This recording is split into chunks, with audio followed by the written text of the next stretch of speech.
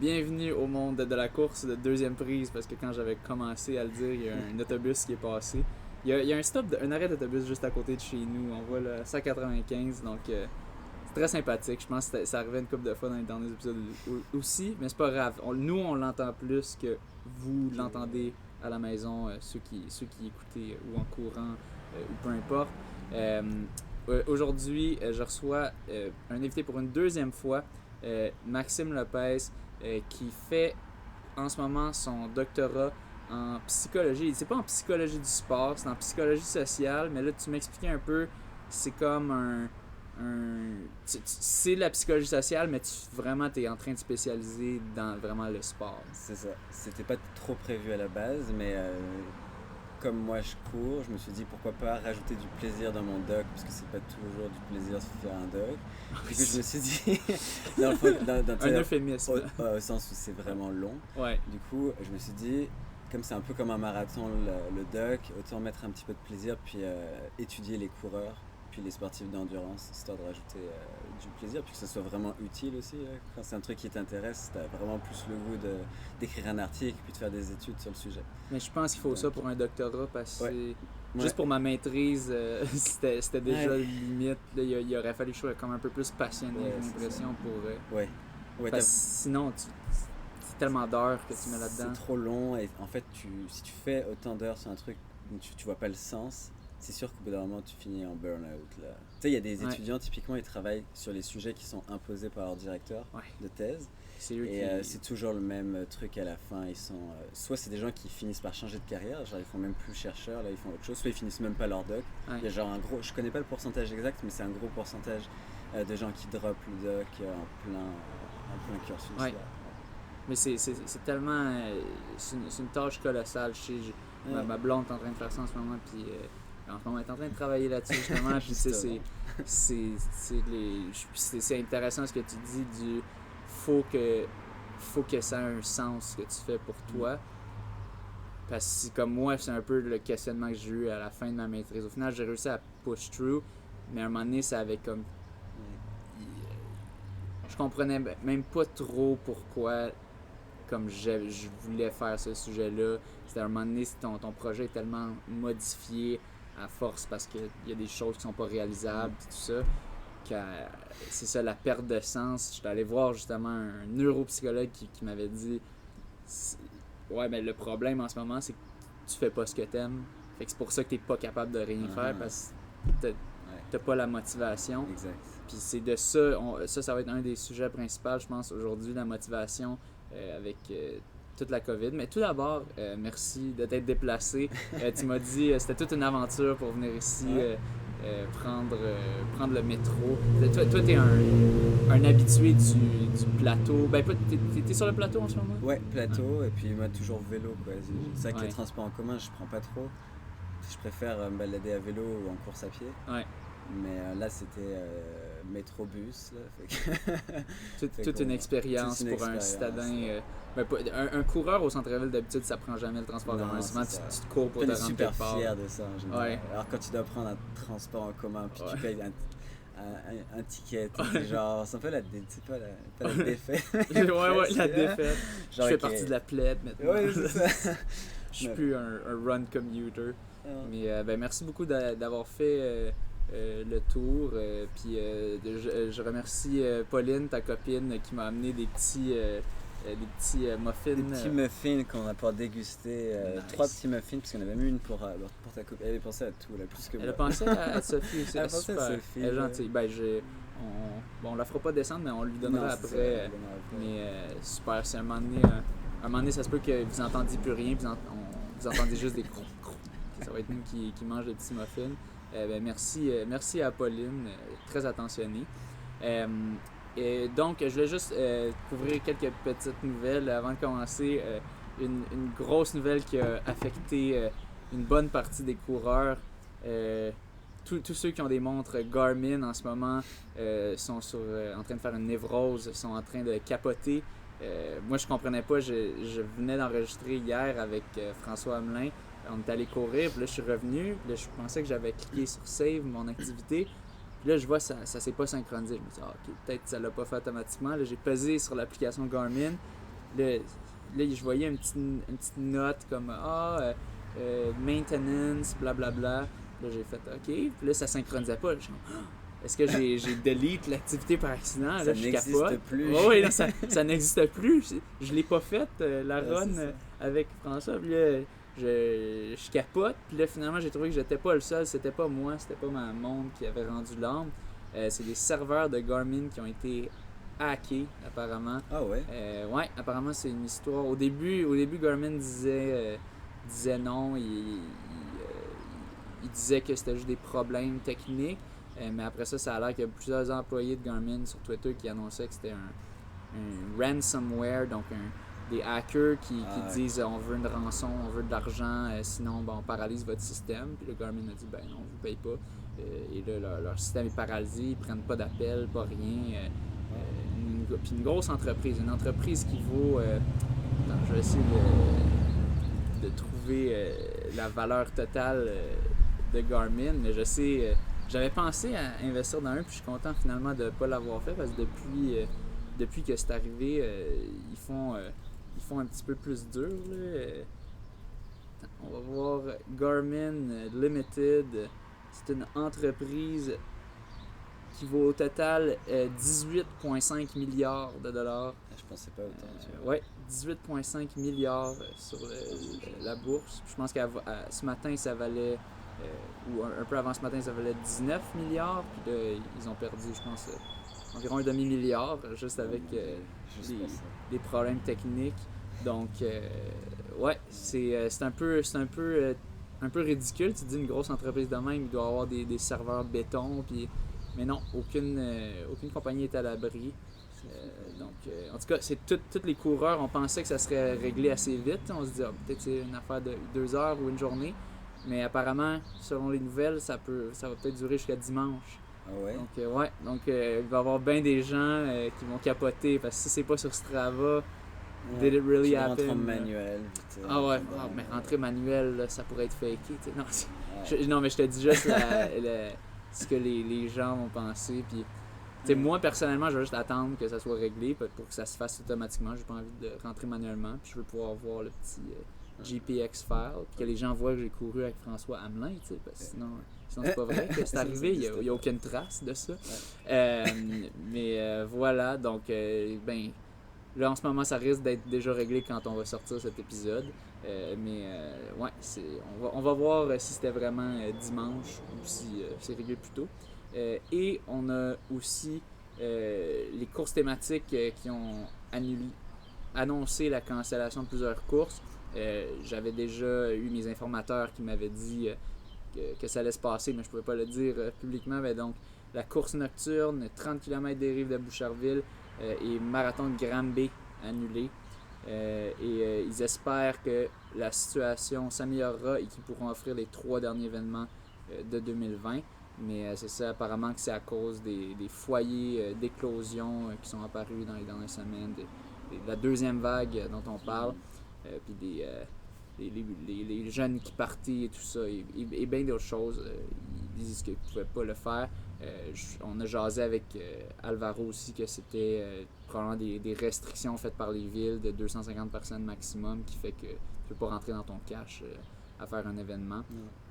Donc, mais là, ça nous amène à un des grands sujets du jour. On a une personne qui se spécialise là-dedans. Je sais que tu as beaucoup fait d'études sur la passion harmonieuse. J'ai déjà fait le test, on va jaser un peu tantôt.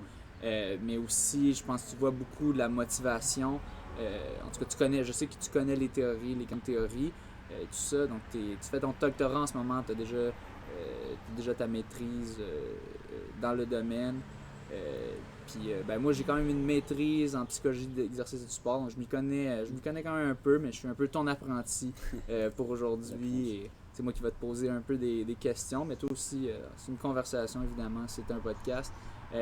Et donc, j'aimerais que tu nous expliques un peu sous ton œil de psychologue sportif, si on veut, ou de juste psychologue, selon la psychologie des gens, des coureurs, qu'est-ce qui se passe en ce moment avec toutes les courses qui sont annulées, comment les gens, quel effet ça a sur les gens, sur leur motivation, ça l'écrase un peu.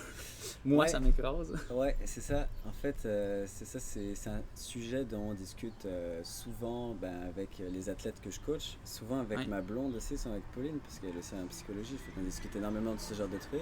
Ouais. Puis tu sais, moi, j'avais pas forcément de réponse toute faite là, parce que c'est une situation exceptionnelle. Fait que, tu sais, au doctorat, t'as plein de théories, mais après, tu sais, il faut quand même que tu fasses fonctionner tes neurones là pour appliquer ça au terrain. Fait que moi, j'ai un peu pensé, puis tu sais, j'en suis arrivé à voir qu'il y avait un peu plusieurs profils en fait. Tu sais, il y a des réactions différentes selon les raisons qui poussent un peu les gens à courir. Donc ça, c'est intéressant du coup. Et on pourrait utiliser un peu l'étude de cas que tu parlais sur Strava. Toi, par exemple, tu as de la misère à compétitionner quand il n'y a pas de concurrents. Tu vois. Puis moi, je trouvais ça super intéressant comme exemple parce qu'en fait, ça permet vraiment de comprendre les mécanismes derrière. Par exemple, toi, je pense que nous, on a deux profils qui sont un peu opposés sur ce truc-là. Toi, tu as vraiment de la misère à te pousser si tu n'as pas de concurrents parce que les gens t'aident à te dépasser. Tu as envie de les battre parce que c'est important. La compétition puis le dépassement de soi à travers ça et tout. Puis moi, je suis un peu dans l'inverse. J'ai vraiment de la facilité à me pousser quand j'ai pas beaucoup de gens autour de moi parce que ça me déconcentre un peu, où j'ai tendance à peut-être repenser ou commencer à te poser des questions si tu es capable ou si tu sais des trucs. Ouais, de te remettre en question. Est-ce qu'ils vont m'avoir? Ouais, ou tu sais, genre, moins arriver à jouer la game comme ça de Straight. Fait que il y a plusieurs profils. Fait que moi, je suis vraiment un compétiteur. Tu sais, je pourrais faire mon meilleur temps tout seul, tu sais, avec juste un bike qui me paye, j'ai aucun problème. Parce que toi, c'est plus, tu veux battre tes propres temps? Ouais, c'est un ça. peu plus? C'est ça. Et je pense que c'est là où je voulais en venir. En gros, il y a deux types d'objectifs un petit peu que tu peux te fixer quand tu cours. Le premier, c'est je veux m'améliorer en course. Tu sais, je veux améliorer mes temps, mais pas seulement les temps. Je veux aussi améliorer ma biomécanique. Je veux améliorer tous les petits trucs, tu sais, sur lesquels tu peux jouer. Il y en a plein là. Du coup, tu peux faire de la musculation, tu peux lire beaucoup pour t'améliorer tout ça. Ça c'est un peu le growth mindset, genre où tu veux pas forcément te comparer aux autres. Et puis tu as l'autre objectif qui est plus oui, aussi je veux m'améliorer, mais je préfère gagner une course que faire un record personnel. Tu vois. Ça, c'est une question importante à se poser. D'ailleurs, je pourrais te poser la question. Toi, qu'est-ce que tu préfères, mettons, entre, je sais pas, là, il faudrait un exemple qui fait du sens, mais entre faire, je sais pas, une 3e place nationale de 10 km du Canada, qui est quand même un bon podium, ou faire un, je sais pas, 29-30 dans une course random où tu arrives 15e. Genre, 3e place. Ok. De loin, là. Même si c'est pas un PB, il faut préciser. Même si c'est pas un PB. 30-30. Là, même si ça se gagne en 30-30, mais tu sais, de un, je pense que c'est un peu trop. Cet exemple-là est un peu trop en faveur de. Comme une 3e place nationale, ça serait comme vraiment big, là, tu sais, mettons. Mais même si tu me disais, mettons. Provincial. Mettons de gagner les provinciaux que j'ai déjà gagné plusieurs fois. Ça, je l'ai déjà fait. Donc là, c'est très contextuel, je pense. T'sais, si c'est gagner les provinciaux, ça, je l'ai déjà fait plusieurs fois. Versus si je pouvais faire un 29-30, que ça, j'ai jamais fait. Là, je pense que j'aurais, même si je suis 15e ou whatever, je pense que j'ai une petite préférence à faire le 29-30. Mais je te dirais qu'en général, je suis un peu plus du genre à favoriser je veux gagner une course versus faire un meilleur temps. Okay. Mais ça dépend c'est qui la compétition. Si c'est gagner une course, mais que je sais déjà que j'ai des bonnes chances de gagner, mais si c'est, mettons, gagner une course contre des gros compétiteurs, ça, j'ai un plus grand sentiment de fierté et d'accomplissement que d'avoir un record personnel. Parce qu'un record personnel, ça varie tout le temps. T'sais, une journée, tu peux te sentir mieux, une journée, tu te sens moins bien. Ça, c'est hors de ton contrôle. Une journée, il peut faire plus chaud. Puis ça, je l'ai vécu toutes les dernières années quand je fais des 10 000 mètres. On a toujours les pires conditions. Il fait toujours trop chaud parce que je l'ai fait souvent c'est à Québec. Puis malheureusement, au temps de l'année que c'est, puis avec la chance, on n'a juste pas été chanceux dans les dernières années. Puis il faisait chaud même à 9h du soir. Donc, bref, je te dirais, c'est ça, j'ai un peu plus cet aspect-là que je vais... Un record personnel, oui, c'est le fun, mais on dirait, à mes débuts, j'aimais plus ça, puis j'aime toujours ça, mais je réalise de plus en plus que ça dépend de beaucoup de facteurs qui dépendent pas juste de moi. sais, il y a tellement de facteurs qui peuvent influencer ça que je vois moins ça comme étant moi qui me surpasse, un PB, puis je vois plus ça comme l'entraînement est bien allé, cette journée-là ça allait bien, les astres se sont alignés, toutes les choses se sont alignées et j'ai pu faire mon PB. Mais au début, c'est sûr qu'une personne qui commence, son PB, ça va grandement dépendre de à quel point il est capable de se surpasser puis à quel point l'entraînement va bien. Parce que les autres facteurs deviennent moins importants vu que tu peux faire des plus gros PB. Tu peux enlever des 1 ou 2 minutes à ton 10 km. Tandis que quand j'essaie d'enlever un 30 secondes ou un 15 secondes à mon 10 km, là, tous les autres facteurs deviennent beaucoup plus importants proportionnellement. Mais c'est sûr qu'un PB, c'est quand même... mettons, gagner une course, ça dépend aussi de tes compétiteurs cette journée-là, tu sais. C'est ça qui est drôle, ce que tu dis. Oui. On peut pas avoir le contrôle sur l'environnement le jour de ta course, Oui. mais la vérité, c'est que tu as encore moins de contrôle sur la performance Oui. de tes concurrents. Mais en même temps, je comprends. En fait, c'est ça qui est intéressant, c'est que ça dépend, c'est quoi tes objectifs à long terme en course, par exemple. Imaginons quelqu'un comme plus Mélanie Mirand, elle vise un standard, tu vois. En fait, elle s'en fout complètement des concurrents, sauf si c'est une course où le premier a un spot pour les Olympiques, là c'est un cas particulier, ça c'est vrai. Mais elle, ce qu'elle veut, c'est faire le standard, tu vois. Fait qu'elle est vraiment dans un objectif de temps où elle veut bien spacer, et limite, si elle se fait kicker à la fin, si elle a son temps, elle s'en fout, c'est juste un bonus. Versus toi, tes objectifs sont beaucoup plus, probablement, j'en sais rien, là, tu me dis si je me trompe, mais tourner vers avoir plus de podiums sur la scène nationale ou sur la scène provinciale, donc plus des objectifs de dépassement de soi, mais versus les autres, tu vois. Donc, voilà. Mais si on regarde ton exemple, tu as dit avec Mel qu'elle veut faire un standard. Dans ce cas-là, c'est faire un standard pour aller aux Olympiques. Puis pour essayer de faire... Le but ultime là-dedans, c'est juste aller aux Olympiques. C'est pas une question tant de PB ou de dépassement de soi. Ça l'est un peu, mais dans cet exemple-là, c'est plus elle fait ça pour un autre objectif externe qui est aller aux Olympiques, qui en soi, je pense, c'est super cool. Moi aussi, je rêverais de ça. Mais je pense pas qu'on parle de juste une personne qui veut faire un PB pour le dépassement de soi. Mais si on regarde ça, c'est sûr, je pense qu'il y a beaucoup la grande majorité des coureurs, c'est vraiment ça qui va les motiver. C'est pas où est-ce qu'ils vont se placer, parce que la majorité des coureurs vont pas finir dans le top 10.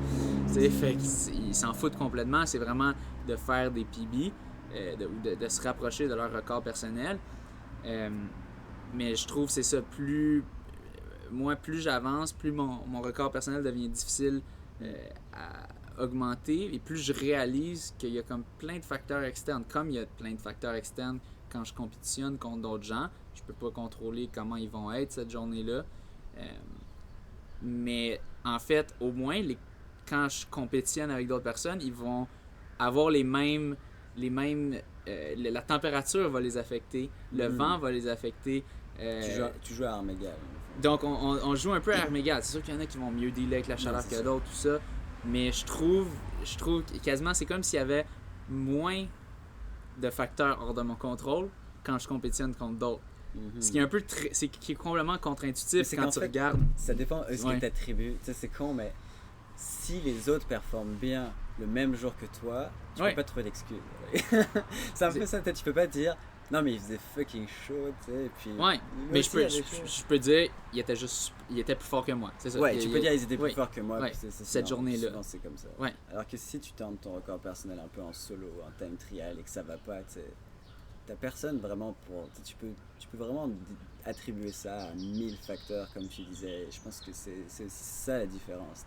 Puis là, je pense que ça engage un petit peu l'ego aussi, tu sais, quand t'as des gens à côté de toi, là... T'as pas envie de lâcher là. Puis toi, je pense que t'es vraiment. Moi, je pense que ça me drive complètement. Ça se voit dans ton parcours. T'as toujours eu un beau finish.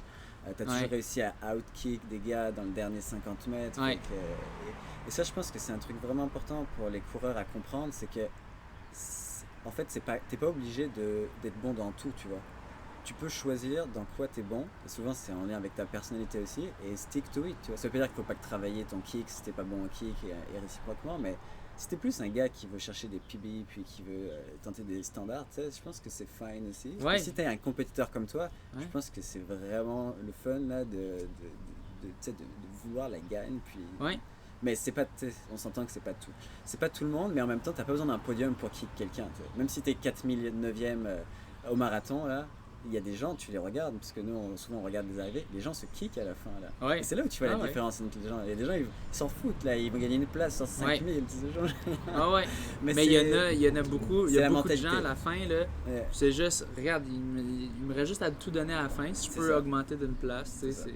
Fait que c'est sûr qu'on n'a pas répondu exactement à la question qui est comment se motiver en période de confinement. Mais je pense que c'est un peu lié, c'est que ça dépend de nos buts en course à pied. Tu vois, moi, mes buts, c'est vraiment, comme je te disais, j'ai des idées de temps que je voudrais faire dans 5-6 ans. Et je sais que pour y arriver, il faut que je m'entraîne. Et Covid, pas Covid, en fait, ça change pas grand-chose parce que moi, je suis toujours dans 5 ans. Je m'en fous un peu de la saison en cours, entre guillemets. T'sais. Mais t'as pas besoin d'objectifs à court terme? Si, clairement. Je veux améliorer mes temps, puis faire des podiums si c'est jouable et tout. Mais je suis toujours plus dans 5 ans. Mon meilleur niveau, je l'aurai dans 5 ans, pas cette saison-là. Fait que je suis toujours en train, tu vois, je me dis, ok, à quel âge je peux être le meilleur de ma forme? 38 ans, ok, j'ai 29, donc relax, quoi. Ouais. Mais ça veut pas dire relax, tu t'entraînes pas, ça veut dire relax, c'est pas aujourd'hui, c'est pas cette année. T'as pas besoin de... Tu vas faire tes meilleurs temps. Je pense que c'est ça qui est le fun avec la course, c'est qu'on a du temps, on a encore tout le temps du monde pour continuer de s'améliorer. Puis il y a du monde à 50, 60 ans qui peuvent faire des PB Seacon Van Star ou qui peuvent vraiment maintenir des grosses performances de age group ou whatever. Mais ça m'a fait réfléchir un peu à ce que tu disais. Mais moi, je trouve, j'ai l'impression que ça me prend tellement des objectifs à court terme. Tu sais, puis je suis pas, tu sais, je suis une personne qui est quand même très, tu sais, je mets mon argent de côté. Je pense quand même très long terme dans ce côté-là. Mais on dirait pour la course, j'ai quand même besoin d'avoir des petits objectifs à court terme. J'ai besoin comme de cette récompense à chaque fois. Tu fais une course, puis là, t'as les gens, l'aspect social, tout ça. Peut-être c'est l'aspect social aussi. Peut-être c'est surtout ça qui me manque. Ouais. Je pense que c'est l'aspect social, c'est peut-être le plus gros motivateur et en ce moment le plus gros démotivateur aussi. Ouais, hein? Parce que le besoin, un des besoins essentiels chez l'humain, là, c'est d'être en gang, d'être en groupe. Mais en course à pied, on s'entend que la reconnaissance sociale, qui n'est pas une mauvaise chose du tout, là, au contraire, qui est de reconnaître, c'est ça, tout ça. Je pense que c'est hyper... Et je pense que j'ai pas les chiffres, mais je serais prêt à mettre ma main coupée que ce travail a explosé pendant le confinement. Oh oui, c'est clair. J'en ai aucune idée. Non, mais... c'est sûr à 100%. Moi, je te dis, je regardais là, sur mon Strava, tel ami a rejoint Strava. Il y en a un par jour minimum, alors que d'habitude, c'est un par semaine ou quelque chose, tu sais. Et ça, c'est hyper intéressant, en fait, ces chiffres-là. Ça veut dire que quand on a du mal à se motiver, un bon motivateur, c'est d'aller chercher des encouragements et d'avoir l'impression de faire partie d'une communauté, tu vois. Mais je pense aussi que la montée de Strava, c'est aussi la montée des gens qui sont mis à la course. Ouais, exactement.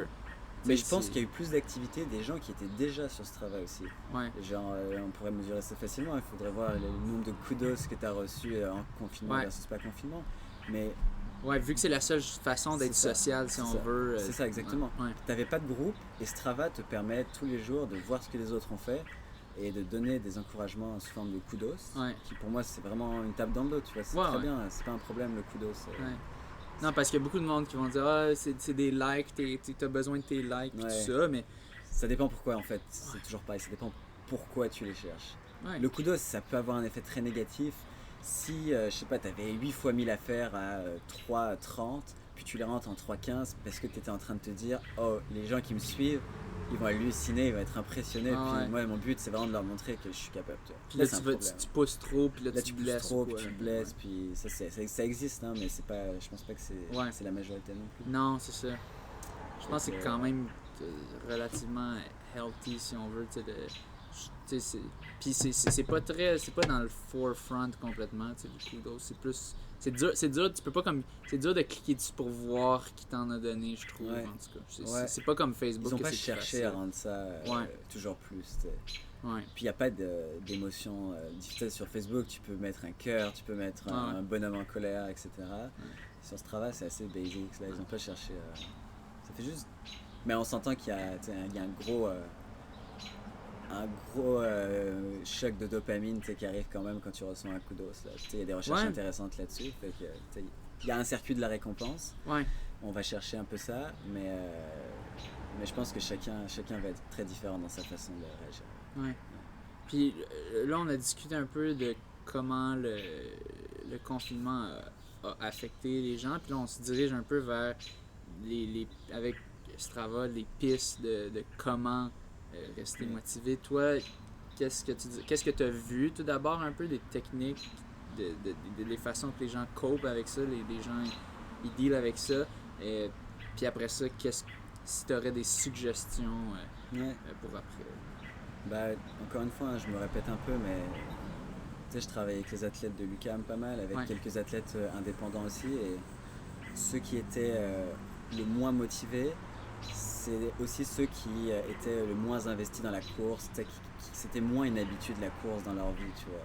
Genre ceux qui étaient plus, pas débutants, mais tu sais, qui courent pas depuis 6 ans, 100 km par semaine, c'est eux qui, pas qui craquent, parce que c'est pas ça l'idée, mais qui abandonnent le plus vite la course, parce que c'est pas encore une habitude, tu vois. Puis avec ces personnes-là précisément, on essayait vraiment de redéfinir, mais pourquoi tu cours en fait? C'est con, hein, mais tu sais, je parle toujours de ça sur mon blog, avec les gens et tout. Cette question, elle peut paraître cliché puis simple. La vérité, c'est que c'est hyper compliqué à répondre pour plein de gens, et même pour nous, là, si on devait répondre, honnêtement, tu sais, il y a un truc que j'adore dire, c'est t'as les vraies raisons, puis t'as les bonnes raisons. Les vraies raisons, c'est les raisons profondes, peut-être qu'il faut aller chercher en soi, puis les bonnes raisons, c'est les raisons socialement acceptables, que tu dis, oh, moi je cours parce que j'aime le dépassement de moi-même, tu vois. C'est une raison qui peut être vraie, mais c'est une raison qui est super facile et valorisée, tu vois. Alors la vérité, c'est que des fois, il y a des raisons beaucoup plus difficiles à avouer, tu sais, qui peuvent être aussi des vrais motivateurs. Fait que ce serait quoi? Et c'est ça qu'on va chercher, mettons, juste pour bien faire la distinction, les vraies raisons, comme tu décris, c'est, mettons, moi si je fais le test un peu, la vraie raison pourquoi je cours, au profond de moi, c'est juste, ça fait un peu partie de ma personnalité. Est-ce que ça serait un peu ça? Ouais, ben tu vois, j'irais plus précis en fait. Parce que faire partie de ta personnalité, c'est une bonne raison, mais tu sais, c'est-à-dire de quel aspect de ta personnalité, tu vois. Faudrait trouver un truc plus précis, genre, en fait, c'est une question de besoin. Quel besoin ça satisfait dans ta vie? Et c'est pas obligé d'être un besoin. La vérité, c'est que ça fait tellement longtemps qu'on court que ça compte plein de besoins. Il y a un besoin social, on en parlait tout à l'heure. Ça, c'est évident, je veux dire. Enlève la course demain, tu vas te sentir isolé probablement. Et d'ailleurs, il y a plein d'athlètes qui en parlent. En période de blessure, je me suis senti seul, tu vois. Et je l'ai vécu récemment, 2 mois et demi. D'un coup, je voyais mes partenaires d'entraînement 3 fois par semaine. D'un coup, je les vois plus. C'est eux qui me comprennent le plus au monde. Et puis quand c'est ton cercle social, c'est juste ça. Et en fait, c'est que ça devient, parce que la course à pied, c'est particulier. Tu vis un peu des fois comme un moine.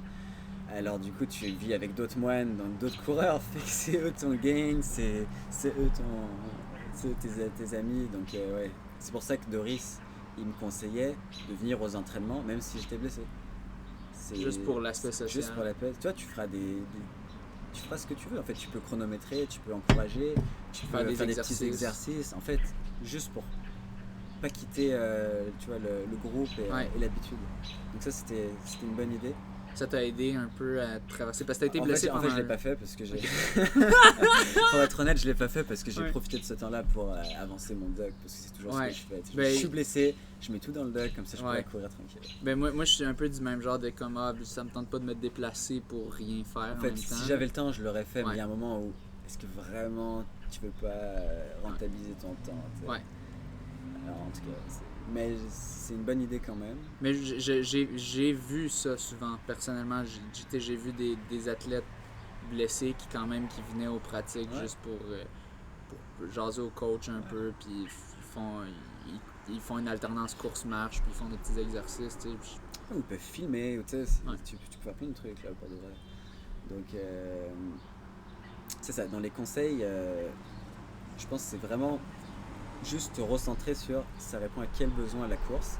Puis ça, c'est un travail qu'il faut faire, et les réponses vont pas venir en claquant des doigts en fait, parce que ça prend pas mal de capacité d'introspection, d'enlever les filtres un peu, parce que souvent tu as plein de filtres avec toi-même, là, tu vois pas exactement les vraies raisons qui te poussent à courir, et petit à petit tu essaies de voir, ok, ça remplit ce besoin social, ok, ça c'est bon, ça remplit un autre besoin qui est fondamental, c'est le besoin de compétence.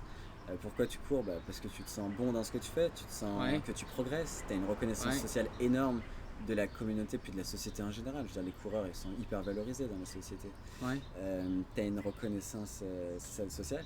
Puis finalement, j'ai l'impression que ce que tu dis, compétence, là, je me reconnais un peu. Ouais, bah que tu sais, moi, avant, je faisais jouer au soccer, j'étais pourri, puis tout. Puis là, j'ai trouvé la course, j'ai trouvé, je suis bon là-dedans. Ouais. Donc, t'aimes ça. Et puis, tu disais ça dans un podcast hier. Et puis, ça. Ou alors, c'était un podcast il y a super longtemps, en tout cas, on avait checké ça. Et tu disais, ouais, mais tu finis par aimer ce en quoi t'es bon. Oui. Et en fait, oui. en sciences de la motivation, en psycho, on ouais. le voit très bien. Ça souvent dit, trouve ta voix, trouve ta passion et tout. Ouais. Je pense que c'est un peu bullshit des fois parce que si quelqu'un d'un coup se trouve un super talent pour le piano et que tout le monde commence à dire wow, quel pianiste talentueux, ouais. En fait comme par hasard la personne va se mettre à aimer le piano. Ah oui?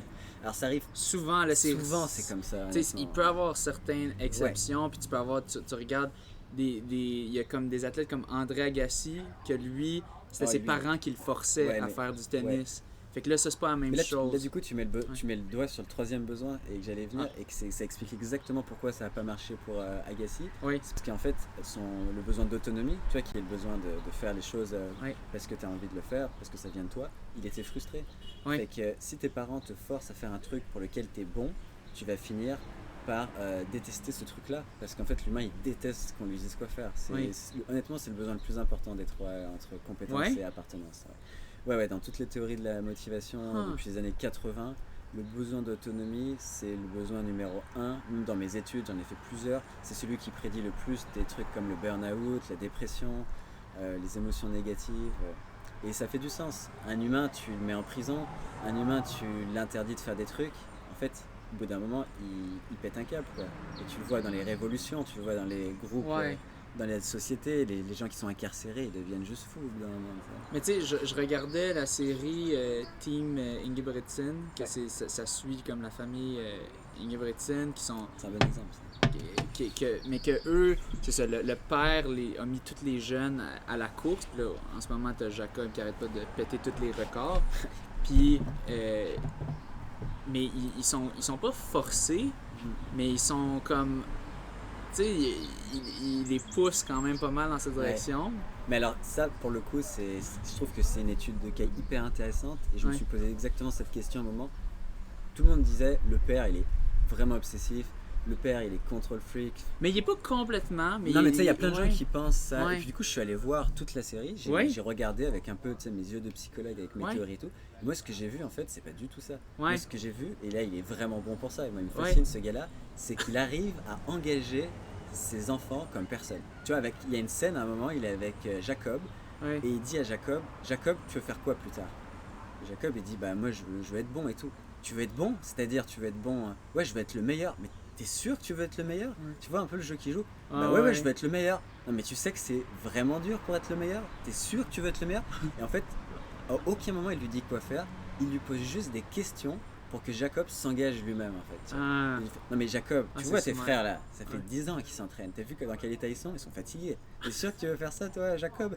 Ouais, je veux faire ça. Et à la fin, ça vient de lui, tu vois. Et ça, c'est la meilleure stratégie, en fait. C'est smart. Et quand tu veux amener quelqu'un à faire un truc, il faut toujours lui faire croire qu'il a le choix, tu vois. Et ça, c'est un truc de politicien, tu vois. C'est un truc de... Mais c'est pas de la manipulation. Parce que la personne, si vraiment elle le veut pas, elle va hésiter. Si tu dis à quelqu'un, t'es sûr que tu veux vraiment faire de la course? Ah, je sais pas, en fait, ça a l'air tough et tout. T'es sûr que tu vas faire un marathon? Et là, du coup, il manque il faut l'accompagner, il faut lui donner confiance et tout. Mais pourquoi il a jamais? C'est parce que depuis le plus jeune âge, le père, il a la technique psychologique parfaite. Genre, il l'a engagé. Et ça, il suffit que cette discussion, elle arrive quelques fois par mois. Le mec, il doute plus et tu le vois dans ses courses. Le mec, et je pense que ça a été... Il a peaufiné ses techniques psychologiques petit à petit. Et c'est pour ça que Jacob... Pour moi, Jacob, tu sais, je suis personne pour ça, mais pour moi, c'est pas de la génétique, Jacob. Quand tu peux pas le savoir, parce que honnêtement, c'est pas à sa shape que tu vas savoir si c'est de la génétique ou pas, c'est plus compliqué que ça. Mais mon avis, c'est que c'est pas du tout de la génétique. Pour moi, de tous les frères, c'est celui qui a la personnalité la plus optimale, c'est celui qui a le fonctionnement le plus parfait des compétiteurs. Tu vois, quand on parle de passion, de growth mindset et tout, Jacob, l'échec pour lui, ça n'existe pas, tu le vois. Quand il fait une course, pour lui, l'échec, ça n'existe pas en fait. Lui, il va chercher l'échec, il va chercher à toujours repousser ses trucs. Et si dans une position d'échec, ça le motive encore plus en fait. Ça le nourrit, tu vois, mais c'est très rare les gens comme ça. Genre, il se nourrit de tous ses échecs. Et tu le vois saison après saison, avec un niveau comme ça, il arrive à progresser toujours autant. Pour moi, c'est pas une affaire du tout de génétique. Parce qu'à ce niveau-là, pour moi, ils sont tous dans les 0,001% des gens les plus talentueux de la game. Donc, Sa différence, c'est son mental. Pour moi, c'est son mental et sa personnalité, en fait, sa construction de personnalité. Ça m'a beaucoup intéressé, le cas de Jacob, parce que tout le monde va dire oh le talentueux Jacob ou Jacob un don divin. Moi honnêtement j'ai une aversion énorme pour je l'explique dans mon article pourquoi, parce que je pense que c'est hyper dangereux dans notre société de parler comme ça. Premièrement, la personne qui dit ça elle en a aucune idée. Tu sais, à moins que tu sois généticien. Il y a bien du monde qui spécule. Il a des longues jambes et tout. Oui. Toute la science n'a jamais trouvé de corrélation claire. Sur la génétique, la science, elle est hyper pauvre en fait. On est très très mauvais pour dire ce qui devrait... Tu prends un Bekele, ses jambes, elles sont pas du tout longues, tu vois. Puis tu prends après un Asbel Kiprog, il a des jambes qui sont 2 fois plus longues. Et les deux excellent dans leur domaine, tu vois. Donc à quel moment... Puis Asbel, il a dû se doper. Et Asbel, il a dû se doper. Et Bekele, on n'en sait rien, mais peut-être qu'un jour... Mais bon, ça reste un des coureurs. Donc tu vois toutes les shapes et tout, et bon, on pourrait parler de plein de trucs. Mais c'est ça, je pense que quand on parle de génétique,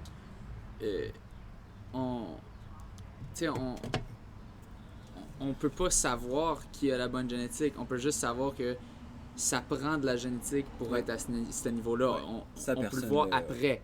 Une fois qu'il a fait les résultats, on peut dire il est là en partie à cause de sa génétique. Mais la génétique influence aussi ta personnalité, si on veut. Mais on pense jamais ça, je pense, quand on parle génétique. Parce que les gens, quand ils pensent génétique, ils pensent... je sais pas trop à quoi ils pensent, mais je pense qu'ils pensent shape, tu vois. Il a le ratio parfait entre jambes, coudes et nez. C'est pas ça. Mais honnêtement, on s'entend que déjà, si on peut être génétique, je pense qu'on devrait plus parler des systèmes veineux, de taille du cœur, de système, je sais pas, de ce qui se passe à l'intérieur. Ça, à moins que tu aies des yeux supersoniques pour voir ce qui se passe à l'intérieur du corps. Non, c'est ça. Souvent, j'ai l'impression que quand ils disent génétique, c'est ça, comme tu dis, ils parlent de géométrie. Ils parlent de géométrie, de symétrie. C'est ça, puis c'est pas ça. Mais non, c'est pas ça du tout. Et honnêtement. Parce que la science, en ce moment, ce que la science dit, c'est. J'en jasais un peu il y a quelques épisodes de running economy.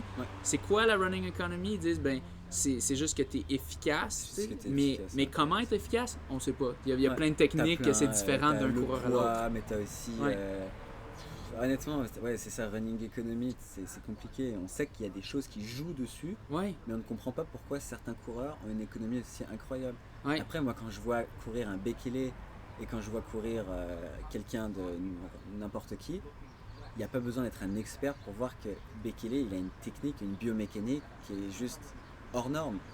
Alors après, tu dis, donc il a une génétique, il a de la chance. Puis après, tu vas lire, et tu lis dans certains livres que Bekele, sa particularité, c'était de travailler 30 à 40 minutes par jour sur sa biomécanique. 30-40 minutes, c'est énorme. Mais qui fait ça? Personne.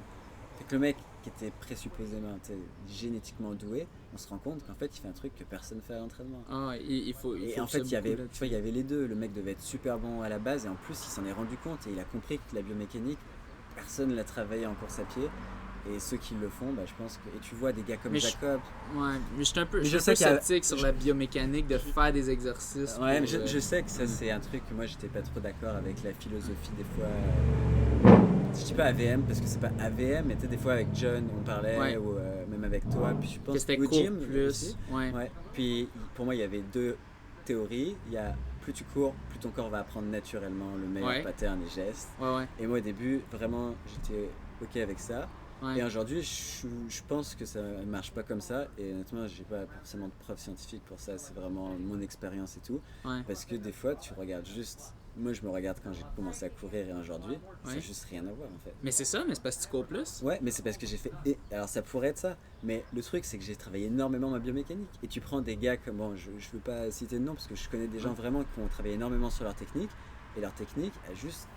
complètement changé. Il y a des gens aujourd'hui, leur métier, c'est de faire de la biomécanique, tu vois. Donc, si on pense que le corps apprend naturellement, on est en train de dire que ces gens, leur métier sert à rien, tu vois. moi personnellement, moi, tu sais, comme on jasait de Bekele, moi je me dis, oui, il faisait 30 à 40 minutes par jour, mais est-ce que c'est pour ça qu'il était si bon? Ou est-ce que c'était juste même pas un placebo, parce que peut-être ça l'aidait pas, peut-être c'était juste, il faisait ça, mais juste il courait beaucoup, ou pendant qu'il travaillait sa mécanique, il courait, ou sais, Ouais.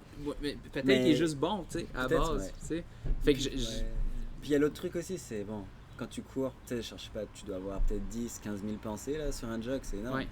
Mettons il y a une personne comme moi qui pense que tu peux contrôler ta biomécanique. Genre, si tu penses. Tu peux un petit peu. Non, mais tu sais, si tu penses peux. à des trucs, si tu te cues un peu, Oui. tu peux changer. Oui, Imaginons quelqu'un, peut-être pas comme toi, mais quelqu'un qui dit non, ça sert à rien d'y penser, le corps va l'apprendre. Imagine en 2-3 ans, tu sais.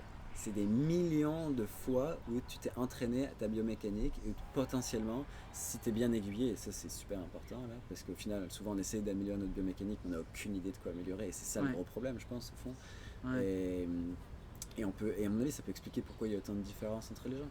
Et après, honnêtement, je pense que c'est un débat qui peut être sans fin, parce qu'on n'a pas encore de preuves scientifiques pour ça. Mais selon moi, on peut l'améliorer un peu en y pensant. Puis je pense que, tu sais, AVM, tu sais, John il disait ça aussi, il disait, lui était très comme anti, tu sais, essayer d'avoir la technique parfaite, puis tout ça, mais il disait quand même, tu peux quand même un peu réfléchir, juste, essaye d'avancer ton chest un peu quand tu cours. Donc, tu vois, il donnait quand même c'est ça, des petits cues, tu sais. Ouais. Puis ça, je suis d'accord que ça peut aider d'avoir ça, d'y réfléchir un peu, mais tu sais, moi personnellement, je suis la pire personne pour comme faire des exercices, de technique, tout ça. J'ai aucune flexibilité ou whatever, puis tout ça. Puis, en tout cas, j'ai fait des tests comme récemment, mettons dans la dernière année, avec une machine, il mettait plein de trucs, puis il regardait la technique. Puis, un moment donné, John, il me filmait en exemple pour juste regarder la technique de course. Puis, tu sais, souvent, comme avant, on jokait souvent que, tu sais, moi, c'est vraiment pas efficace quand je cours, mais il disait, quand tu courais vite, en tout cas dans le vidéo, ça avait l'air d'une bonne technique. Tu sais, fait que même si j'y ai pas pensé toutes ces années-là, elle s'est quand même un petit peu améliorée. C'est sûr, il y a probablement du monde avec une foulée qui a l'air beaucoup plus efficace que la mienne, c'est sûr. Mais ça, je pense que c'est difficile. Honnêtement, il y a des coureurs qui ont l'air super efficaces. Ouais. Mais la vérité, c'est qu'on n'a aucune idée s'ils sont effectivement plus économes. Mais c'est ça. Et c'est pour ça que je suis pas en train de dire qu'il y a un modèle et que le but c'est tous courir de la même façon avec les bras à 87 degrés. C'est ça. Non, je pense vraiment qu'il y a pour chaque personne, il y a une foulée optimale et que cette foulée, elle va être plus optimale si tu cours, c'est certain. Mais que je pense que tu auras forcément à un moment besoin d'un expert en biomécanique. Et ces gens-là, en fait, ils sont tellement rares que personne. Moi, je connais une personne qui est très bonne là-dedans et que j'avais failli travailler avec, mais malheureusement, ça coûtait un peu cher. C'est Jae, je sais plus son nom, mais elle a un site qui s'appelle The Balance Runner. Elle fait des vidéos YouTube, tu l'as peut-être déjà vu, elle explique pourquoi certains athlètes sont beaucoup plus économes que d'autres.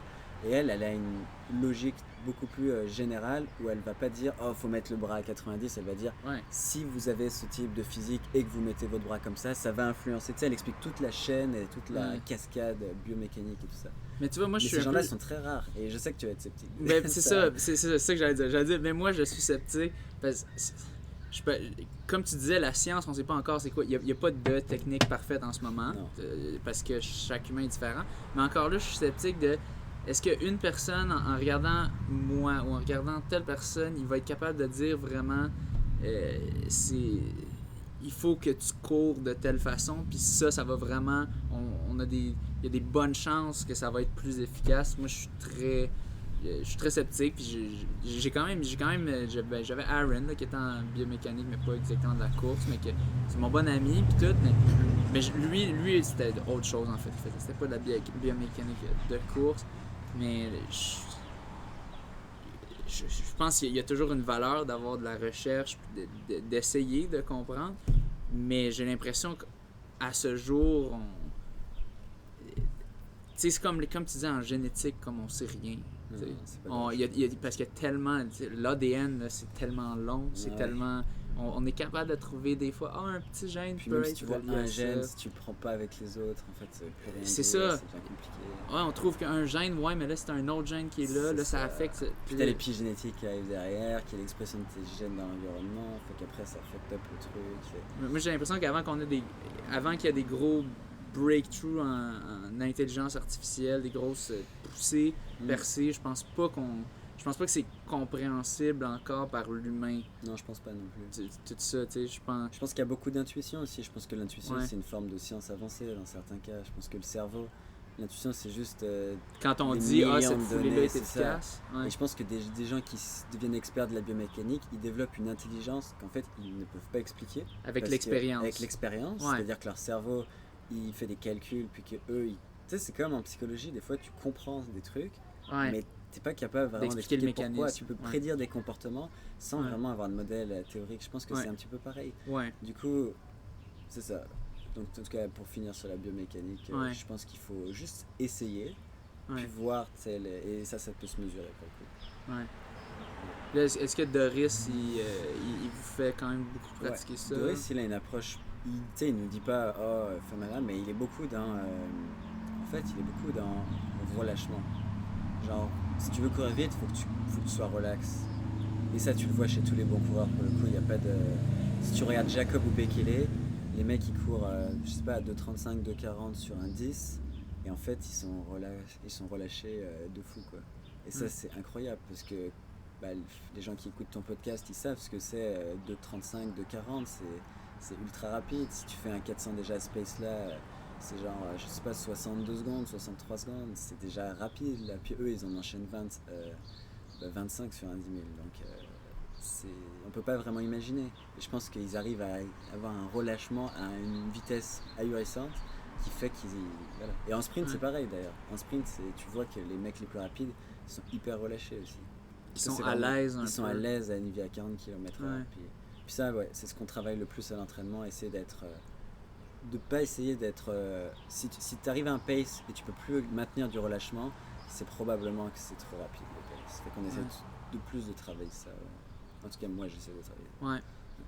Fait que là, toi, pendant le confinement, tu t'es parti un blog ou un site un peu, ça s'appelle Runwise. Ouais. Peux-tu nous expliquer un peu c'est quoi d'abord, d'où c'est parti, d'où ça sort, puis voilà. Ouais, d'où ça sort cette affaire. Ouais, d'où ça sort. En fait, c'est ça. Moi, je coachais l'équipe des Citadins. Ouais. Donc, moi, mon rôle de avec... des Citadins de l'UQAM, c'est ça. Moi, mon rôle avec eux, c'était plus... c'était compliqué. Au début, j'étais entraîneur adjoint, donc j'avais pas de rôle. Donc, il faut un entraîneur adjoint, il a jamais vraiment de rôle clair. Là, il fait un peu tout. Donc, il fallait que je me trouve ma place. À l'époque, c'était Jim McDonald, l'entraîneur-chef. Et... ce que j'ai eu envie de faire vite, c'est de la préparation mentale, puis travailler un petit peu sur la psychologie et tout, parce que c'est ça qui m'intéressait. Donc j'ai commencé à faire des conférences, des ateliers avec les athlètes, c'était cool, ça marchait bien et tout. Puis il y a un moment où je me suis dit, pourquoi s'arrêter à l'équipe de l'UQAM, tu vois, j'ai envie d'écrire des trucs là-dessus, mais j'ai envie de devenir un peu plus indépendant.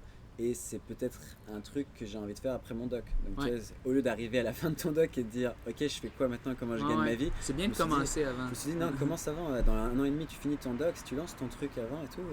Et en fait, j'adore écrire des articles qui sont un peu scientifiques, mais qui sont pas aussi scientifiques qu'un article scientifique. Qui sont lisibles par la population. Ouais. Puis ça m'a pris des efforts, ça m'a pris énormément de relecture par Pauline, ma blonde, parce que quand je commençais à écrire, elle me disait mais tu te rends compte que ça et ça parlera à personne. Ouais, c'est du jargon. Là, tu parles de flexibilité mentale, tu vois, c'est un terme que j'utilise tous les jours, tu vois, mais plus ou moins là.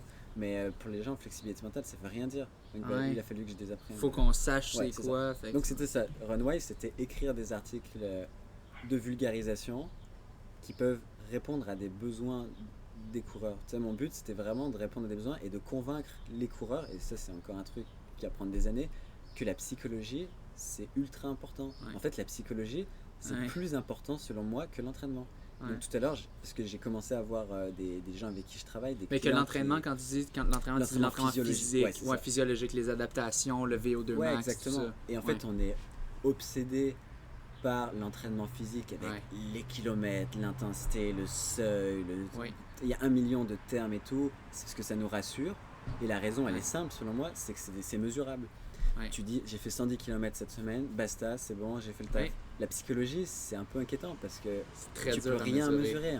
On peut mesurer, mais c'est subjectif. C'est très subjectif. Et voilà, les construits, on les crée comme ça. Tu vois, la passion, elle existe. Dans 10 ans, c'est plus la passion, c'est la motivation intrinsèque. Dans 20 ans, c'est un autre truc. Tu vois, les variables n'existent pas en tant que telles. Tu vois, tu les trouves pas dans la nature. Donc, c'est pour ça que les coureurs, c'est pas qu'ils veulent pas en fait, c'est qu'ils savent pas comment faire. Ils n'ont pas les ressources et ils sont pas convaincus.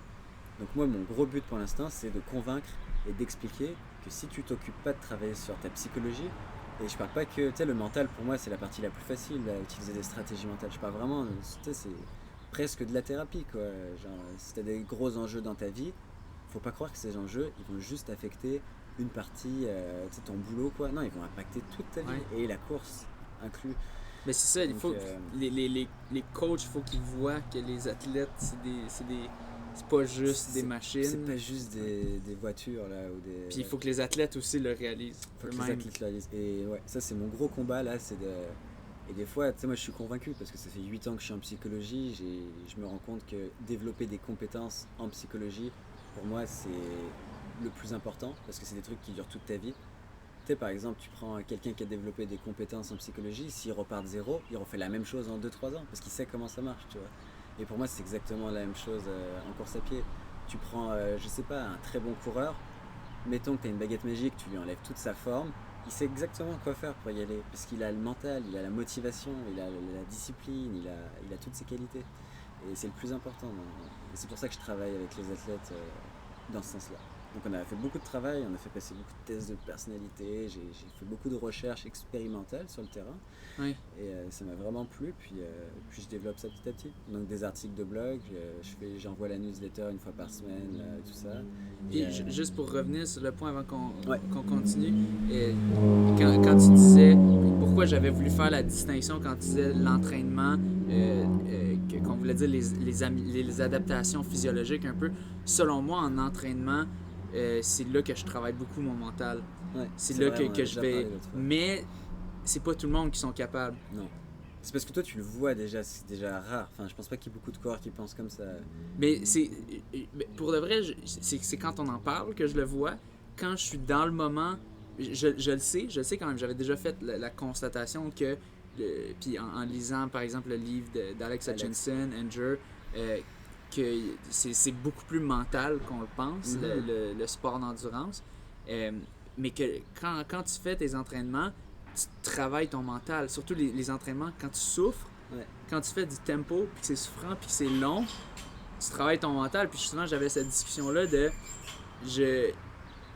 Même si je fais des... Mettons, je fais des intervalles courts, puis j'atteins des bonnes vitesses, puis c'est un entraînement qui est censé amener des améliorations physiologiques, j'ai l'impression que ça m'aide moins qu'un entraînement plus long de tempo. Ok. Qui me fait vraiment souffrir, que j'aille faire. Moi, j'aime beaucoup plus faire l'entraînement court. J'ai un peu plus de fun à faire ça. Puis c'est sûr que ça m'en prend de temps en temps pour garder l'intérêt. Mais que je sens que j'ai besoin d'avoir cet effort dégueulasse, long, que je souffre. Ouais.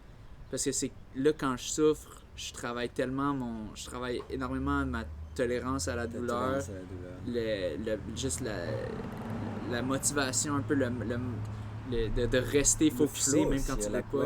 Le flow, la Oui. concentration. Là. C'est ça, la concentration, ça me fait beaucoup travailler ça. Ouais. Mais déjà que tu le vois, c'est déjà un gros avantage parce que s'il y a pas, quand je travaille avec les coureurs, ils voient pas forcément ce versant-là en course à pied. En fait, on pense que du moment que tu cours tes intervalles, ton corps va faire le reste. C'est un peu, je cours mon 5 x 1000, c'est bon. Je peux sleep on it, demain il y a des adaptations, ou en tout cas le jour d'après. Les choses vont se passer toutes seules. physiologiques. Puis on pense qu'au final, on n'a même pas à s'investir plus que ça. Ce qui est à mon avis totalement l'inverse en fait. La performance pour moi, c'est pas vraiment un résultat que tu peux aller influencer directement, tu vois. Par exemple, si je prends un exemple que j'aime bien donner, c'est je peux pas. Là, si je te dis sois heureux, tu vois, tu peux pas être heureux d'un coup, parce que être heureux, c'est plusieurs facteurs comme ça. Je sais pas, faut que tu sois avec des gens que t'aimes bien, faut qu'il y ait de la musique peut-être, faut qu'il y ait des trucs cool et tout. Puis là, tu vas être heureux, tu vois. Mais la performance, c'est pareil pour moi. Il faut que tu aies un bon build-up, faut que tu aies le bon mental, faut que tu aies la bonne course, machin. Et là, tu vas avoir une performance, tu vois. Donc il faut que tu sois un peu que tu aies tous les astres qui soient alignés. Donc dans le fond, c'est ça qu'il faut travailler. Et c'est pas juste être en forme, du coup, c'est être dans le bon mindset. C'est penser que tu es capable de le faire. Est-ce que tu as visualisé que tu pouvais le faire? Tu as repéré la course? Est-ce que, je sais pas, il y a un milliard de trucs qu'on travaille en fait. Donc, puis je pense, c'est ça, je pense qu'il y a des fois, il y a des athlètes, c'est ça, qui peuvent le travailler inconsciemment. Moi, je pense qu'à mes débuts, je le travaillais inconsciemment quand même, mon mental, puis j'ai toujours eu un peu une mentalité de quand même je suis prêt à souffrir le jour de l'entraînement. Puis, mais des fois, il y a des gens, j'ai l'impression moins. Beaucoup de monde qui sont plus casual runner, que ils ont un peu peur de la souffrance. Ouais. Que dans l'entraînement, ils vont pousser, mais vraiment pas tant, parce que eux, c'est leur niveau qui dit ben c'est ça que je fais en entraînement. Puis je pense qu'il y aurait avantage, qu'ils pourraient aller chercher beaucoup en s'habituant à pousser beaucoup, mais des fois, ce que ça prend pour ça, ben ça te prend un groupe où ça te prend quelqu'un à côté de toi pour te pousser, ou ton coach qui te qui crie après. Mais c'est vrai, ça. Bah ouais. moi ça me prend là, moi ça me prend quelqu'un à côté de moi un peu. Tu sais, j'ai vraiment les niveaux que je dois pousser, j'ai beaucoup de misère si j'ai pas là je faisais un entraînement samedi passé avec Perry McKinnon puis Fulvio Dupuis. Crème que je voulais lâcher Perry un moment donné là, j'étais, tu sais, il poussait, puis là moi je souffrais, il faisait chaud, on allait à des bonnes allures, puis mais là j'avais un peu l'orgueil un peu, puis je me disais hey, je veux, il faut que j'ai ce mental, si j'ai pas le mental en ce moment, si je drop là, qu'est-ce que je vais faire dans une course, tu sais. Ouais, exact. Puis là, le fait après ça d'avoir complété ça, j'ai travaillé beaucoup plus. Ben oui, c'était très physique, puis d'ailleurs je suis peut-être un peu m'a peut-être un peu magané, mais je trouve que c'était aussi énormément mental cet entraînement là. Puis c'est con, là tu viens de créer une expérience en mémoire que même si ça va pas, t'es capable de tenir le pace, en tout cas ce jour-là. T'imagines à quel point c'est fort, parce que t'es dans une situation où ça allait pas. Imagine un jour ça va bien, là. Ça paraît ridiculement facile. Oui. Après, tu vois, quand t'arrives race day, là, t'as toute l'adrénaline, fait que là ça va, puis là t'es capable de pousser encore plus, puis plus longtemps. Après, tu vois, quand on donne des conseils, je suis mitigé sur le truc de il faut compétitionner aux entraînements, parce que moi, tu vois, je pense typiquement, ça m'a un peu mené à ma blessure la dernière. Avec Pierre-Loup, tu vois, je suis arrivé dans le club avec Pierre-Loup, on avait des niveaux un peu similaires, fait que du coup, bah, on aimait bien une rivalité, on aimait bien se racer un peu, puis tu vois, au final j'ai creusé un petit peu ma tombe, parce que je pense que c'est important de le faire de temps en temps, mais si tu t'entraînes à haut niveau, je pense que c'est juste trop stressant et tout, et de temps en temps vraiment, mais tu te le dis quoi, aujourd'hui je suis là pour repousser mes limites, mais moi je pense que les courses sont vraiment le moment idéal pour le faire. Racer souvent c'est bien pour ça. Puis c'est un bon point aussi que t'apportes, je trouve, surtout ça on va le constater moins dans les coureurs plus casual, mais beaucoup si tu regardes au niveau universitaire. Moi je me souviens, tout le monde, ça se bitchait tout un peu, tu sais, telle personne là il pousse trop en ce moment parce que il veut chaud, puis là le monde il pousse trop le pace aujourd'hui, puis tu sais ça peut en effet être néfaste si c'est toujours chaque personne, ça devient vraiment juste un ego trip, puis juste je veux être le mâle dominant de la gang, ou la femme dominante de la gang, puis là, dans ce cas-là ça devient néfaste, puis là ça peut mener à des blessures physiques, que là sur entraînement trop, c'est ça, puis tu t'écœures honnêtement.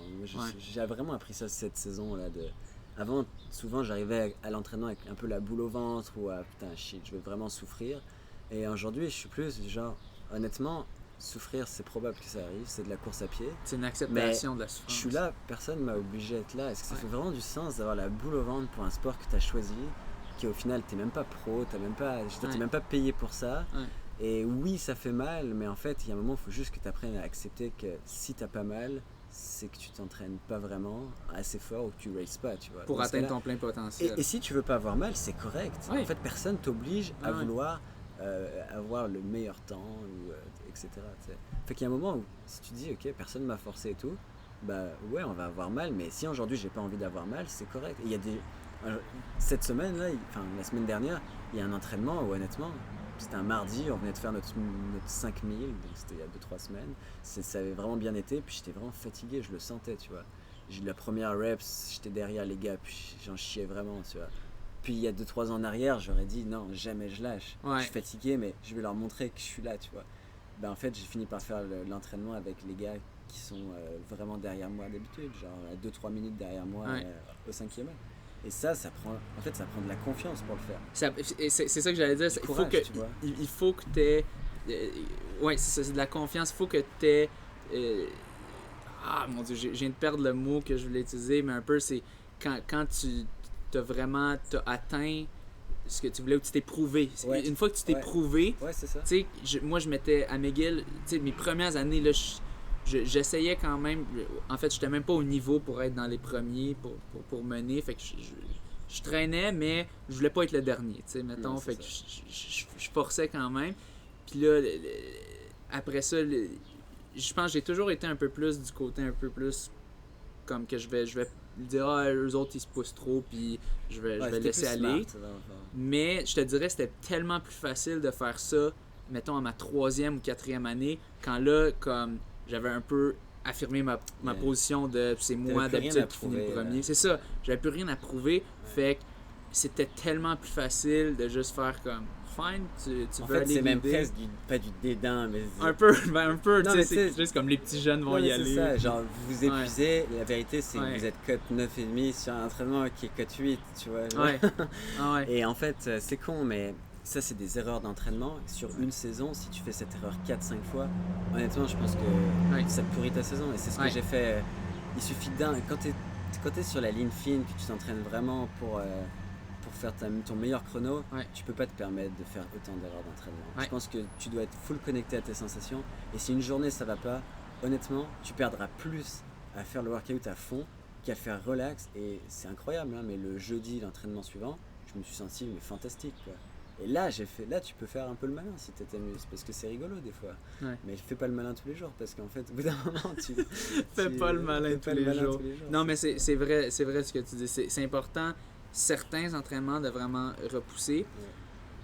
Mais il faut un moment donné, j'ai juste l'impression qu'il y a certaines personnes que c'est comme un autre monde, que comme la souffrance, c'est comme ils peuvent juste pas en avoir juste un petit peu. De juste d'accepter cette souffrance-là, selon moi, ça mène à des grosses améliorations. Puis après ça, même que tu la sens moins. Ouais. Ton corps s'habitue. Ça fait partie en fait du jeu. Et... ouais, c'est ça. Si t'as peur de souffrir, je pense que c'est... ça devient pire, ouais. Ça devient pire, et je pense que c'est que t'as pas vraiment trouvé le meaning là-dedans. Pourquoi tu cours, je pense que c'est un peu relié à ça aussi. Et non, c'est ça. Je pense qu'il y a un moment où si tu souffres pas, tu peux rien faire en course à pied, malheureusement. C'est un sport de souffrance. C'est un sport, c'est ça, c'est un sport de souffrance, mais c'est un sport d'effort, quoi. C'est un sport. Ouais.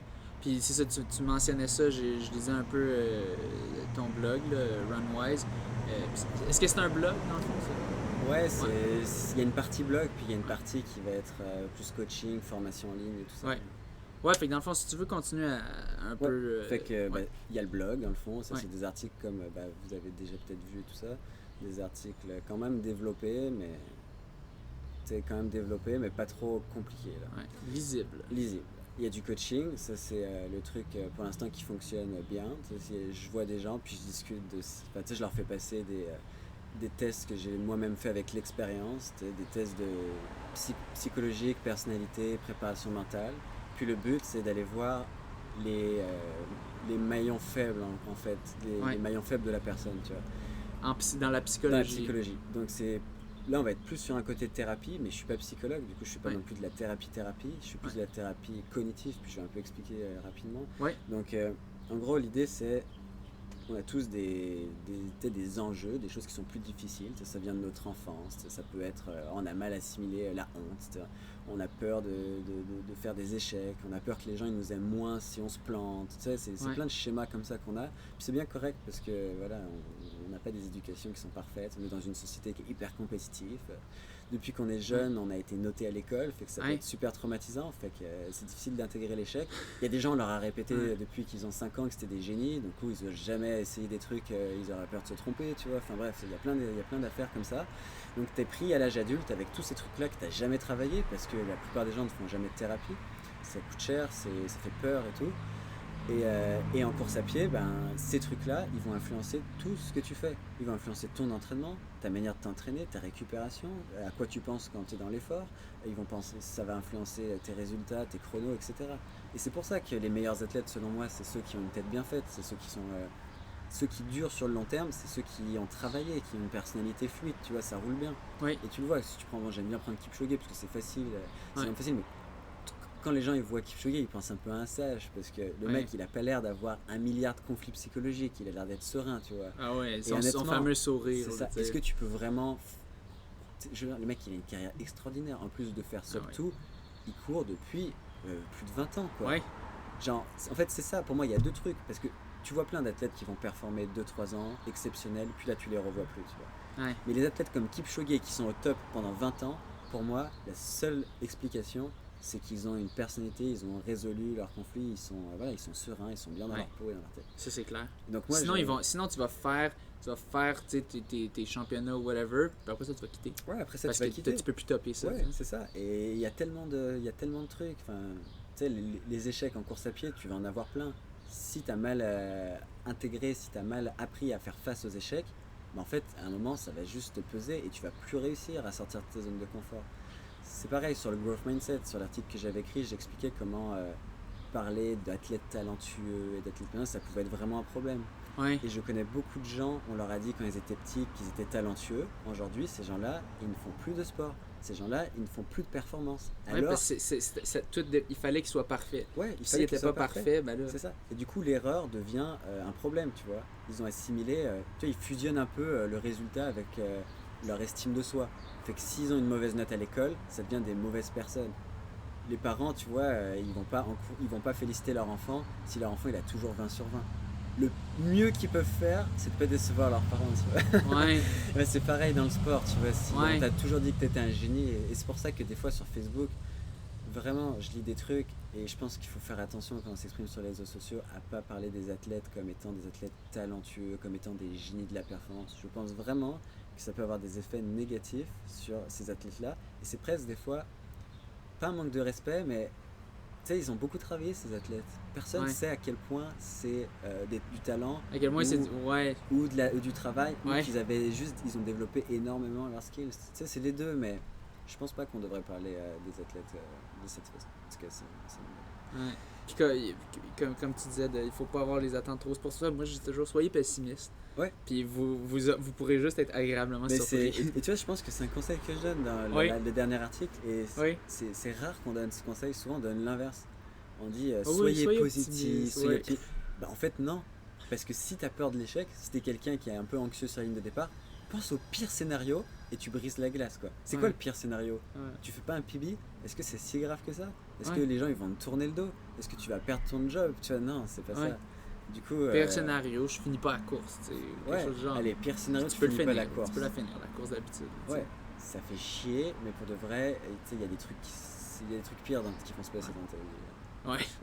J'espère. Fait que, ouais. Et si tu penses au pire scénario, en général, ça va bien.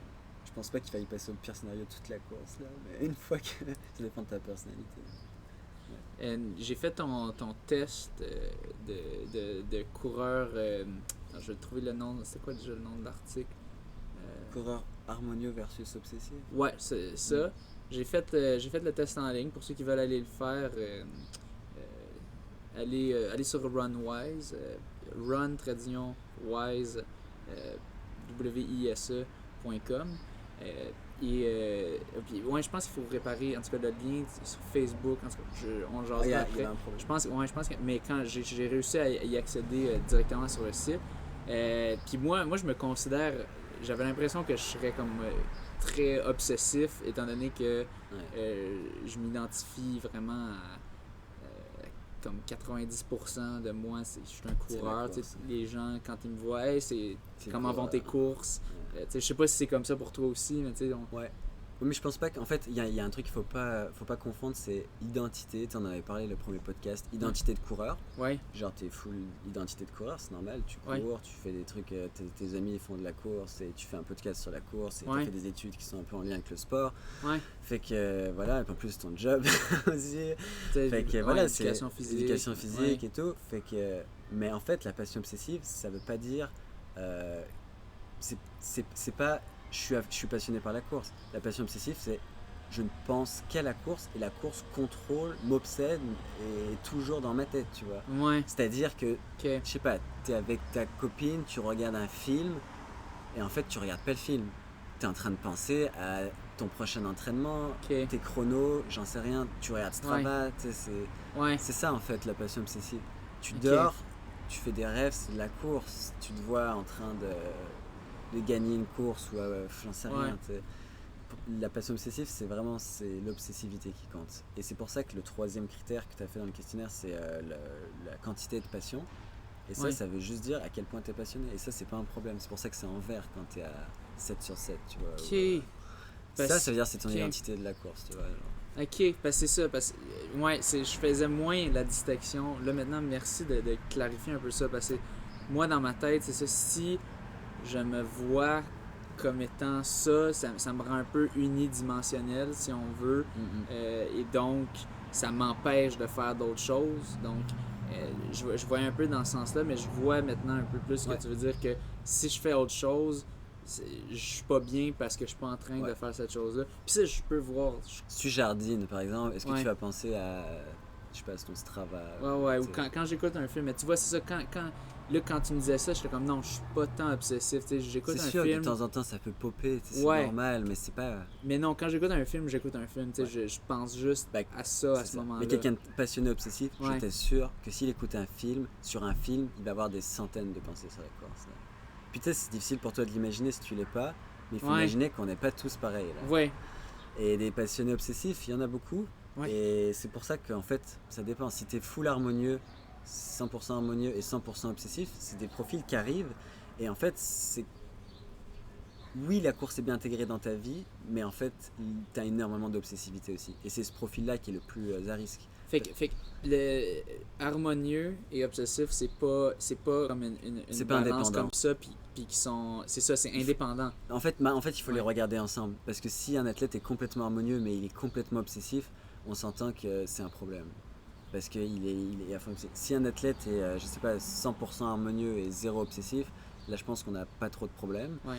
Et il faut toujours, il faut toujours regarder le profil. Mais l'un n'enlève pas de l'autre, c'est pas des opposés, c'est des concepts différents. C'est des concepts différents. Ouais. Et il y a des gens qui vont se dire non, la course est super bien intégrée dans ma vie, j'adore les trucs que ça ramène chez moi et tout, c'est vrai, il n'y a aucun problème. Mais après, derrière, voilà. Fait que quand on dit passion harmonieuse, c'est une passion qui s'intègre bien dans la vie, puis qui n'empêche pas de faire autre chose, tandis que passion obsessive, c'est, disons que tu fais autre chose, tu reviens toujours à ça. En fait, tu n'arrives pas à te désengager. Je crois que le mot, c'est désengagement. Désengagement. Genre, une fois que la course est terminée, mais en fait, c'est jamais terminé. Ouais, c'est ça. Tu vois ce que je veux dire? Tu fermes jamais la porte, en fait. C'est là. Et ça, il y a des recherches qui démontrent, puis tout est expliqué dans l'article, mais que c'est souvent parce qu'il y a une insécurité derrière. Ouais. Quand il y a une insécurité au niveau de la course, c'est-à-dire que tu as toujours peur de ne pas être assez bon, que les gens ne reconnaissent pas ta valeur et tout, en fait, ça te rentre dans la tête tout le temps. Et c'est souvent, en psychologie, c'est souvent cette dynamique. Quand l'ego est menacé, le cerveau, il tourne en boucle tout le temps, quoi.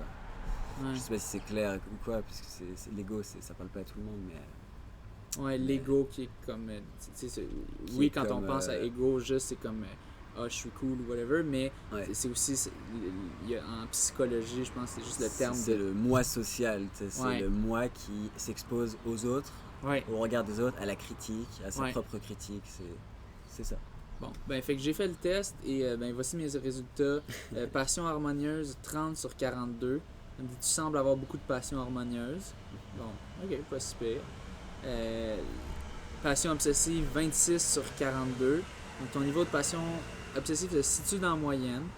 Donc, mais je sais pas si la moyenne est déjà biaisée, terrible, ou c'est pas... la moyenne des gens sont pas si pires, sont obsessifs. Ouais, non, c'est ça, la passion obsessive. Non, je pense que c'est vraiment... mais la moyenne, c'est compliqué, parce que la moyenne de qui? C'est comme la moyenne des coureurs de ton niveau, tu sais, il faudrait te comparer avec des gens de ton niveau, puis tu sais, de tête, j'ai clairement pas les chiffres. Ouais. Non, mais c'est sûr, c'est très niche, si on compare au niveau élite.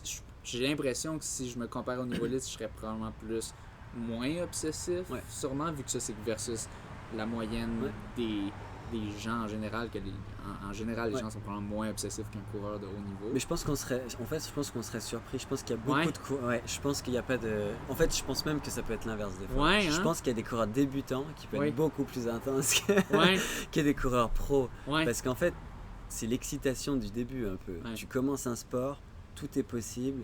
Tu fais milliards de calculs. Tu sais, les gars à élite, ça fait 15 ans qu'ils sont là-dedans. Ils sont presque tannés. C'est leur job. C'est vrai. je pense qu'ils décrochent, ils jouent aux jeux vidéo et tu vois, je pense que c'est des gars comme Justin Knight, tout, j'arrive pas à imaginer qu'ils sont toujours sur Let's Run en train de non, le checker. gars il fait 80-90 kilos par C'est semaine. ça, là, c'est limite ce qui est moins- pas beaucoup pour un Ouais, élite. Là, tu il sais. monte à 100-110 en pic comme ça, Ouais. je crois, en tout cas c'est ce que j'ai lu. Ouais, c'est parce qu'en fait je crois qu'il y a un truc, c'est qu'on nous a fait croire, ça fait trop complotiste de dire ça.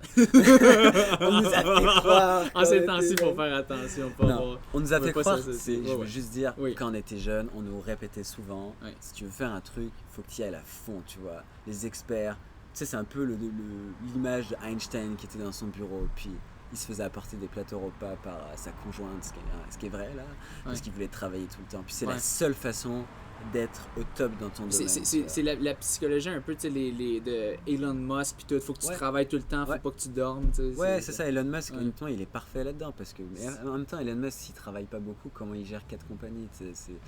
C'est sûr que si tu as SpaceX, Tesla à gérer, plus PayPal avant, c'est sûr que ça devient compliqué. Mais je veux dire, t'es pas attaqué par les il y a un livre qui a révolutionné un peu le business des gens qui font un peu de marketing sur internet et tout, parce que je m'intéressais à ça ces derniers temps. Ça s'appelle La semaine de 4 heures de Tim Ferriss. C'est un livre qui est hyper populaire dans le domaine, moi je connaissais pas avant. Et ça a hyper bien marché parce qu'en fait, tu te rends compte qu'il y a des gens qui réussissent super bien dans leur sport, dans leur job, dans leurs affaires, en travaillant 3-4 heures par jour. Et ça fait chier en fait, parce qu'on nous a répété qu'il fallait 8-9 heures par jour pour gagner sa vie ou pour être bon dans un domaine, tu vois. Ah ouais, puis il y en a qui disent faut que tu travailles 14 heures puis tu dors 4 heures par soir. Ouais, c'est ça. Et en fait, et tu vois, la course à pied, pareil. Moi, quand je regarde mes entraînements les 5-6 dernières années, il n'y a pas de corrélation claire entre mon investissement, mon volume et mes temps. Honnêtement, avec Doris, depuis que je m'entraîne, le lundi est toujours off. Avant, je prenais jamais de jour off. C'était impossible. Ouais. Là, les lundis, on court jamais. Après, on a des volumes qui sont quand même élevés, mais tu sais, c'est pas non plus. C'est entre 100 et 120. Là, et encore, j'ai pas fait 120 encore cette saison. Mais j'ai explosé mes temps depuis que je m'entraîne avec lui, tu vois. Genre de loin. C'est parce qu'en fait, c'est beaucoup plus. Au lieu de se dire, on va faire 150 km, on se dit, on va faire 100, 110, mais on va faire un truc beaucoup plus complet, tu vois. On va aller à la muscu, on va faire, plus de relaxation, on va faire un peu de pilates. Donc voilà, on est plus dans un truc intelligent que dans un truc on donne tout et tout, puis on verra bien si ça marche, quoi. Ouais. Fait que je pense que c'est important de réaliser ça. Ouais, puis j'ai eu un peu la même, je pense que j'en ai jasé au podcast hier aussi, mais que tu sais, je réalise comme que l'entraînement, tu sais, quand j'étais revenu de Rotterdam, j'ai pogné une blessure après. Je me suis pas entraîné pendant comme un mois. Après ça, j'avais 5 km NDL. Puis j'ai gagné et fait un record personnel sur route. Je m'en souviens. Puis tu sais, j'avais pas couru. Il n'y avait aucune raison, tu vois. Et pourtant, c'est arrivé, tu vois. Personne ne peut expliquer pourquoi c'est arrivé, mais. Et je suis sûr que tu t'es surpris plein de fois. Puis depuis ce moment-là, j'ai fait comme, ok, j'ai pas besoin de... J'ai pas besoin de m'entraîner. Non, mais un peu, là, tu sais. Mais ça peut être un problème après. C'est ça. Non, mais tu sortais d'un build-up marathon. En fait. Oui, c'est ça. T'avais vraiment une grosse caisse. Puis, c'est ça. Puis je sais pas ce qui s'est passé ce jour-là. Mais, ouais, c'est ça. Fait que mais ça m'a fait réaliser comme... Je pense qu'il y avait beaucoup de là-dedans. C'est aussi que j'avais juste... Déjà, toutes ces années-là, j'ai entraîné mon mental. Ouais. Puis mon corps, tu sais, c'est ça, je revenais d'un build-up de marathon. Mais tu sais, build-up de marathon, ça devrait aider un peu pour un 5 kg, mais pas tant. Mais je pense que c'est beaucoup, tu sais, mon corps, mon V2 max était encore un petit peu là. Puis c'est surtout le mental, j'étais vraiment là. Ah, t'avais vraiment envie, je pense, ce jour-là. Puis c'est la compétition, les autres gars autour. Je pense que la force que t'as eue, c'est de te dire, tu sais, la plupart des athlètes auraient utilisé leur cerveau cognitif. Ils se seraient dit, regarde, t'as eu une course de merde à Rotterdam, t'as pas été SP5K, je vais commencer plus lentement. Il n'y a aucune raison, et si je commence à avoir mal, c'est la preuve qu'en fait, je peux pas performer. Mais je m'étais dit, si je commence à avoir mal, je vais arrêter, je vais pas empirer ma blessure. Non, mais quand je dis mal, c'est plus l'effort. Oui. Puis au début, je me sens j'étais à bout de souffle, on avait starté à 2,50 comme des débiles. C'était rapide. Et au final, tu réfléchis plus, quoi, à la fin. C'est ça. Mais c'est le résultat de des années d'entraînement et puis, mental. Ouais, c'est ça. Personnalité aussi. Je pense que c'est pour ça que la course c'est aussi intéressant, c'est que tu peux avoir le même build, tu tu mettrais même tous les coureurs avec le même entraînement exactement, le même build-up et tout, en fait, tu aurais des différences énormes, toujours pareil, parce qu'on se rend pas compte là, à quel point le mental ça impacte. Donc, Puis finalement, pour la quantité de passion, j'avais eu 33 sur 35. Fait que ça, tu me disais, c'est. Ça veut dire que t'es passionné. Ouais, c'est ça. C'est, dans le fond, quantité, c'est juste. Est-ce que t'es passionné ou pas par ça? Ouais, c'est un peu l'item critère qu'on utilise pour inclure les participants dans les études. Parce que si t'inclus. il faut qu'ils soient assez passionnés. Il faut qu'ils soient assez passionnés, à 4 sur 7, je pense. Donc, non, là, t'es largement plus que ça. Et en même temps, c'est normal. Je pense que la majorité des coureurs vont l'être quand même assez passionnés. Ouais. Mais à la base, j'avais vraiment le projet d'enregistrer tous les résultats que les gens, quand les gens essayaient le questionnaire. Puis ça a juste été super compliqué. Quelqu'un m'a codé ça sur mon site. Puis là, elle m'a dit, on n'y arrivera jamais. Mais j'avais vraiment pour objectif de faire un peu un article passion. Puis après, les gens répondent. Puis là, je reviens avec les résultats. Puis je rends le truc dynamique. Là. Malheureusement, ça n'a pas pu se faire. Ça commence à dépasser les compétences. C'est des questions de comme. C'est compliqué à rentrer. Ouais, non, c'est du code et tout. Du code, ok. C'est plus vraiment de la psycho, quoi. Ok, non, c'est ça. Puis non, je comprends. C'est tellement quand tu pars un projet web, whatever, il y a tellement de plus de choses qu'on pense pas. Puis ça, je pense que c'est l'erreur que tu peux vraiment faire de commencer à être un expert de tout, là. Parce que quand tu dois, ça paraît rien, mais écrire un article de blog de 2000 mots, si tu veux que l'article soit correct, au début, après ça va plus vite, mais ça peut te prendre 7-8 heures déjà de travail. Et si tu commences à niaiser sur, je sais pas, les Google Ads, il y a un milliard de trucs sur un blog là pour de vrai. Le design, tu peux changer la police, tu peux changer. Oui, tu passes des heures. Mais c'est quoi qui va être plus beau? Puis ça peut être facile, de te dire, écrire un article c'est difficile parce que ça prend du temps, faut structurer tes idées et tout. Faire du design, si tu mets dans le fond de ta chaise, c'est vraiment le fun, tu sais. Fait que non, c'est ça, c'est pas évident, surtout que tu fais ton doc à côté là. T'as-tu utilisé WordPress pour ça? Non, en fait, c'est ça. Moi, si j'utilisais WordPress, c'était la fin parce qu'il y a un milliard de plugins et tout. Fait que moi, j'utilisais Squarespace. Et là, ce qui est génial avec ce genre de truc, c'est que tu prends un template et si tu veux vraiment faire le geek, tu peux. Mais si tu veux avoir un truc super beau, tu peux l'avoir super beau et super vite. Et honnêtement, si je cours, je fais mon doc et tout, j'ai pas envie non plus de... Non. Là en ce moment, moi je fais juste ça, le podcast. Puis c'est long. C'est quand même, c'est ça. T'invites les gens, ça te prend presque une après-midi au final. Là, puis c'est souvent de booker de telle heure. Avec toi ça a été simple, mais là, le Dortmund, là, j'en avais 2 la même journée. Il faut trouver ça, puis là il faut que je m'entraîne. Puis en tout cas, c'est ça. Puis toi en plus, tu dois après le mettre sur internet et tout. Fait que t'as toute cette dimension. Ouais, c'est ça. Fait que c'est quand même plus de travail qu'on pense. C'est pas du dur travail dans les champs, mettons, mais c'est quand même une bonne charge mentale. Ouais, c'est une charge. Puis t'es toujours en train de penser à qui vont être les prochains invités, ce qu'ils vont accepter. Mais c'est le fun, je dirais, parce que plus ça grandit, plus... quelqu'un m'envoie un message. Ah ouais, tu connais telle personne, puis le clac, puis du monde m'envoie un message. C'est vrai que ça va de plus en plus vite. Là. Fait que ça facilite un peu la job, mais c'est quand même, c'est souvent puis de penser, est-ce que quelque chose va foirer? Comme l'autre jour, là, ça m'a pris plein de temps pour que ça aille sur YouTube, parce qu'il y avait un processing sur YouTube. Là, je sais pas. C'est le même truc que Garmin. Non, c'est ça, la même affaire que Garmin. Tu sais, c'est comme... C'est beaucoup de choses avancées. Mais c'est ça, fait que t'as créé ça un peu pour une ressource pour les gens. Ouais, puis je pense qu'au-delà d'une ressource, c'est un truc, si ça marche, ça pourrait m'aider à gagner ma vie plus tard, tu vois. Ouais. Le coaching, puis les formations en ligne, c'est un truc, j'ai commencé à tourner mes premières la semaine dernière, puis là je me suis rendu compte que j'ai tellement de travail à faire pour que ça passe bien. Tu sais, ça paraît facile là de parler devant une caméra tout seul, puis après tu regardes la vidéo et t'es genre, ok, pourquoi je me secoue comme ça, pourquoi je regarde là-bas, pourquoi je parle aussi vite, pourquoi je répète 12 fois la même idée, fait que non, c'est vraiment du boulot, fait que les formations ça va arriver doucement.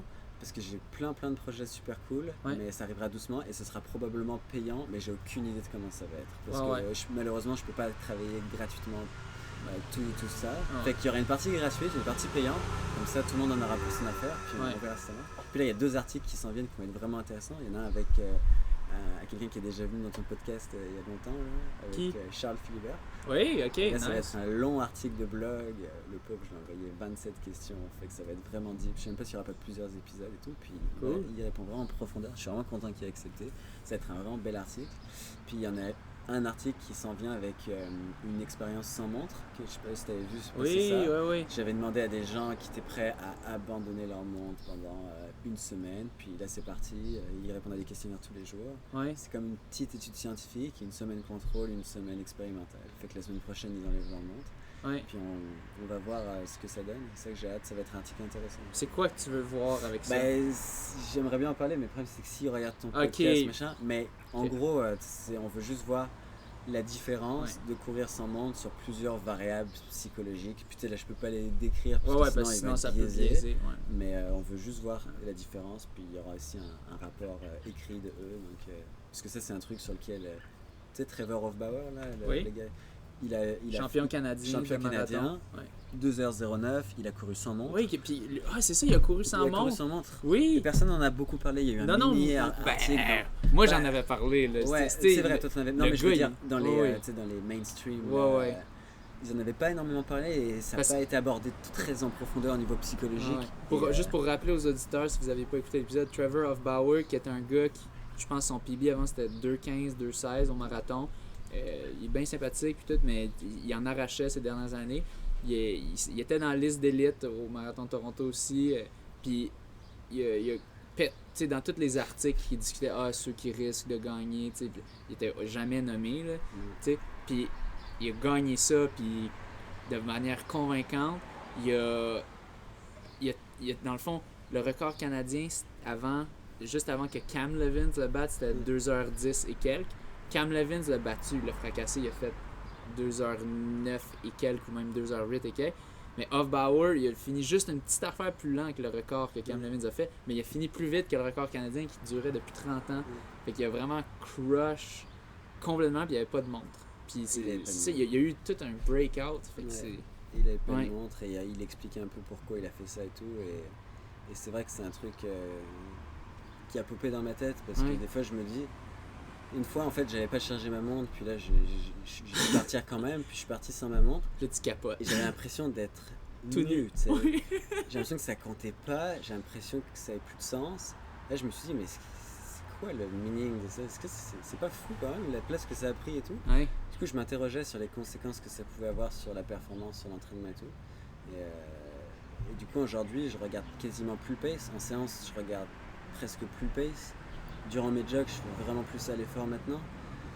Et honnêtement ça a changé beaucoup de choses. Je peux pas vraiment dire tout ce que ça a changé parce que c'est encore trop frais. J'ai pas envie de spoiler. Mais là tu t'entraînes sans montre? Non, je m'entraîne avec... La seule raison pour laquelle je m'entraîne avec une montre, c'est que j'aime bien voir mon journal d'entraînement.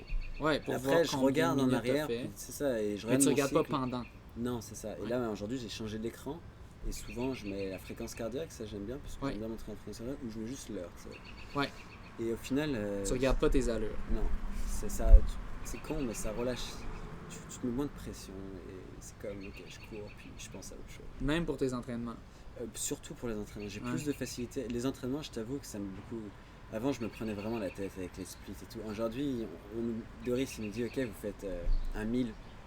Effort 5000, je sais ce que c'est un effort 5000. J'ai pas besoin que ma montre elle me dise. Parce que ma montre elle est beaucoup moins précise que mon corps pour me dire ce que c'est un effort 5000. Aujourd'hui il fait 30 degrés, il y a du vent. À quel moment ta montre elle prend ça en considération? Voilà. Tu vois? Non, mais souvent il y a des gens qui sont très stickés sur il faut avoir les paces. Puis moi je suis beaucoup plus. Zéro. Mais toi tu sais bien faire ça, je pense que t'es passé au-dessus de ça. Tu vois, mais c'est que j'ai appris de même parce qu'avant j'avais une montre pas GPS, j'avais une petite montre Timex. Ouais, mais au final, tu t'entraînes beaucoup plus proche de tes sensations. Oui. Et il y a des articles qui ont montré que s'entraîner à ces sensations, c'était beaucoup plus efficace que s'entraîner à un pace précis. Ouais. Parce que tu respectes les lois qui sont incompréhensibles du corps, en fait. Ouais. C'est trop compliqué, le corps. Oui. C'est une machine extraordinaire. Non, mais tu vois, c'est une machine extraordinaire. Ta montre a aucune idée de ce qui se passe. Oui. De plus en plus, mais... Et du coup, c'est ça. Et le truc que Renato Canova, qui est un des coachs du marathon les plus connus aujourd'hui, qui dit tout le temps, c'est votre montre, elle n'est pas là pour vous indiquer vos sensations. Au pire, elle vous confirme des sensations. Les sensations, le premier truc, c'est votre corps. C'est une machine extraordinaire. À aucun moment, votre montre, c'est juste en fait très spécifique. Tu veux faire un marathon en 3,20, bah, tu veux juste checker si tu peux faire du 3,20. Mais à part ça, honnêtement, je pense qu'on devrait relaxer un peu sur la montre des fois. Ouais, ben ça va être intéressant de voir Ouais. les résultats de Ouais. cette étude. Là, en ce moment, ils vont commencer leur 2e semaine. Là, ils vont commencer lundi. Lundi, ils enlèvent leur montre. Ouais, Puis la on va semaine pouvoir, sans montre. voilà, on va pouvoir voir si les passionnés obsessifs ont des résultats différents. Ok, parce qu'il leur a fait faire les Ouais, tests c'est ça. de. Fait que ça Ok. va être, ouais. Non, c'est vrai que souvent, ceux qui sont plus obsessifs, Ça rassure. faut que tu vois leur temps. Ouais. Puis... Pour moi, il y a une fonction presque ouais, de se rassurer, de confort. La montre, elle te montre qu'en fait, tu es sur la bonne voie. Du coup, au lieu de te dire, ok, je vais m'écouter, tu vas juste pousser le pace pour te dire qu'en fait, ta forme est là, Ouais. que tu progresses et tout ça. Ouais, souvent c'est ça, t'es dans l'entraînement, puis là tu vas pousser un petit peu plus que tu devrais. Ouais, juste pour finir le kilo Ouais. en je sais pas, 3,10 pour te dire c'est bon, c'est ça que je vaux. Ouais. Mais ça se trouve, t'as mis une cote de plus, tu Ah vois. ouais, Fait que au ça lieu n'a de- aucun sens. Au lieu de faire du pace marathon, tu faisais du pace demi-marathon, C'est tu ça. faisais du pace 10 kilos, tu sais. Mais tu ressors avec la confiance. Ouais. Mais le jour de la course, Là, tes muscles ont été défoncés de Ouais, faire c'est ça ça. parce que tu poussais trop. t'es passé de l'autre côté du seuil, tu vois. Ton coach, il voulait que tu travailles au premier seuil, par exemple. Bah là, t'as travaillé derrière le seuil tout le long et en fait, c'était pas du tout ça le but de la séance. C'est Ouais. pour ça que souvent les pros, ils travaillent avec des lecteurs de lactate, tu vois, Ouais. les frères. Oui, qu'ils J'aime pas trop dire le nom parce que je le prononce pas bien. Ouais, mais Ingebrigtsen. Watson, Ouais. ils prennent le lactate. Pourquoi? Parce que justement, ils savent que la course à pied, c'est de la précision. Si tu travailles à ton Mais ouais, mais seuil un moment donné, ça devient pas de. Tu sais, quand tu prends le lactate, c'est pas parce qu'ils ont peur de leurs sensations ou. je pense qu'ils veulent juste confirmer qu'ils travaillent à la bonne intensité. Ok. Parce que je pense que des athlètes de ce niveau, ils finissent par être tellement en forme qu'ils ont vite fait aussi de faire. Et je pense qu'ils sont comme nous. Je pense que des fois, ils aiment bien faire les malins. Tu sais, Ouais. c'est trois frères, ils sont ultra compétitifs. Ouais. Et tu vois le père, dans toutes les vidéos, tu le vois gueuler en mode. Ouais. Tu sais, plus lentement, parce qu'ils ils vont trop vite des fois. C'est des chiens Faire fous, les tu vois. malins. J'aime ça. Ouais, faire les malins. J'aime ça, cette expression-là. Ouais. Mais ouais, c'est un peu la mesure objective pour leur dire, hey, calme-toi. Ouais, un peu, si jamais ça, ça c'est pour leur monte trop. montrer que, regarde, là on voulait faire une séance en bas de 5 de lactate, là t'es à 8, tu fais n'importe quoi. Ouais. C'est pas ça, tu vas mettre 2 jours de plus pour récupérer et samedi on a une nouvelle séance et tu pourras pas la faire. Mais encore là, ça devient une mesure objective, un peu comme le pace, mais un peu plus précise, vu Et que du coup, lactate. je trouve que c'est pas comme le pace, tu vois, parce Non? que le pace, c'est comme, tu vois, il y a les conditions environnementales et il y a les conditions de ton corps. Tu vois, 3,20, un jour où tu es très fatigué, ça peut être vraiment difficile pour ton corps si Ouais. t'as pas récupéré. Alors que le lactate, je pense que c'est la mesure exacte du genre quel effort tu mets, quoi, à quel niveau de seuil tu es. Ben, le lactate, c'est à quel point tu as de l'acide lactique C'est ça. dans ton. Je pense que c'est beaucoup plus précis que ton pace, parce que ton pace, Oui, il je pense que c'est donne plus juste la précis. vitesse, puis Ouais. imagine t'es dans une côte, c'est Oui, le ouais, pace ouais. au final. Non, il y a Alors une ton lactate côte. va monter de dingue. Ouais. Mais même si on dit la chaleur, c'est sûr que ton muscle va plus travailler. Ben, je sais pas si ton muscle travaille plus s'il fait chaud, mais je pense. Ouais, c'est une bonne question. Honnêtement, je sais Ouais. pas, faudrait demander à des physiologistes pour le coup. Est-ce que ton lactate, Le vent, oui, parce que le Le vent, vent, ça c'est va, ça. il y aura plus de la force. fréquence cardiaque augmente Ouais. en tout cas? Forcément que les muscles du coup sont moins oxygénés, alors j'imagine que c'est plus difficile. Ah oui, c'est ça, c'est peut-être ça. Oui, Ouais. oui, dans le fond, je pense la chaleur aussi. Ben, je pense que c'est sûrement que Il y a l'oxygène. plus de sang qui est réparti pour refroidir en tout cas. Ouais. Fait que probablement c'est ça, parce que moins tu as d'oxygène qui se rend au muscle, plus tu vas en convertir de la manière moins efficace qui est quand tu vas, pas ATP, mais l'autre qui est le système anaérobique lactique. Je Ouais. manque de connaissances dans ce domaine. Ouais, ben dans le fond juste pour les auditeurs, tu as anaérobique alactique. Qu'est-ce que t'as alactique, ça veut dire qu'il n'y a pas d'acide lactique, puis ça c'est l'ATP, puis ça c'est 10 secondes, un petit sprint. Après ça, tu as anaérobique, donc pas d'aérobique toujours, puis maintenant lactique, que là c'est environ 10 secondes à 2 minutes peut-être, que là, tu sais, un 800 mètres, c'est pour ça qu'on dit toujours c'est la course lactique, que tu finis ça tes jambes complètement défoncées, parce que c'est vraiment la limite que ton corps peut pousser de mettre de l'acide lactique, puis de pousser, mais d'un système qui est pas durable à long terme, qui est pas sustainable. Puis après ça, tu as aérobique, juste aérobique Juste alactique, là, qui est juste. Je pense que c'est juste aérobique. Là. Fait que là, c'est un système que tu crées pas d'acide lactique, mais qui a besoin d'oxygène, puis seulement une certaine quantité. Mais bref, on va pas trop. Mais bref, je pense que dans ce sens-là, oui, la mesure d'acide lactique est probablement une meilleure mesure objective qui va prendre en compte plus de facteurs. Ouais, je pense que oui. Puis je sais. Je regardais aussi, il y avait dans le livre de Jean-François Harvey, Courir mieux 2, il jase des watts maintenant, qu'il y a beaucoup. T'as beaucoup de coureurs qui utilisent un stride pod, que ça va mesurer des watts, donc ça va prendre en compte le vent apparemment, puis plus ça va mieux prendre en compte le dénivelé et tout ça, fait que là tu essaies de garder tes watts égales, donc peut-être ça aussi c'est une mesure objective un peu qui reflète un peu plus à quel point on est en train de pousser. Ouais. Je sais pas entre ça et l'acide lactique lequel serait le plus précis. Possiblement l'acide lactique, mais en même temps c'est très contextuel. Tu peux faire un entraînement où est-ce qu'il n'y a pas beaucoup d'accumulation d'acide lactique. Un entraînement marathon, si t'es capable de durer ça 40 minutes, c'est pas tant lactique. Mais je pense que... Ouais, s'entraîner aux sensations, des fois. S'entraîner aux sensations, bref, il faut essayer de faire ça. Mais je te remercie beaucoup d'être venu, d'avoir fait le petit bout de chemin. Je veux pas éterniser ça trop non plus, puis que tu reviennes quand il fait noir. Mais on va avoir toi, tu vas revenir en courant au métro Lionel Groulx, ou Georges Vanier. Une petite aventure. Mais oui, une autre nouvelle, le canal est complètement débloqué. Donc pour ceux les habitués du canal qui étaient tannés de devoir changer de bord à chaque fois parce qu'il y avait de la construction, maintenant c'est fini. Donc le canal c'est juste straight all the way. Des fois, un moment donné, il y a un pont que tu dois traverser, mais c'était déjà comme ça avant. Donc ça va être une plus belle sortie de course pour toi. J'ai hâte, ça fait longtemps que... Ouais. Une petite piste cyclable qui devrait être peut-être un petit peu... On va voir comment ça va être à cette heure-ci. Mais c'est ça, merci beaucoup d'être venu à la Chine. Dans le temps, c'était le plateau, fait que c'était à côté de chez toi. Mais maintenant, il a fait « Ah, t'es à l'autre bout du monde! » Juste après, sur la carte. Donc, mais c'est ça, c'était vraiment le fun, vraiment intéressant de discuter. Toujours des conversations très deep. Ça pourrait aller à l'infini, là, mais en tout cas, Puis c'est ça, je trouve ça très intéressant quand tu jases il faut que tu vois pourquoi tu fais ça. Je pense que c'est ça que tu essaies beaucoup de travailler, sûrement avec les athlètes avec qui tu travailles. Je pense que ça va revenir tout le temps un petit peu. Ouais, parce que j'aime bien ce truc-là du genre, si tu sais pourquoi, tu trouves le comment en fait, tu vois. Si tu sais pourquoi tu vas quelque part, tu vas trouver comment faire. Puis tu sais même pas pourquoi, t'as aucune habilité à trouver des solutions, des stratégies pour t'y rendre, tu vois.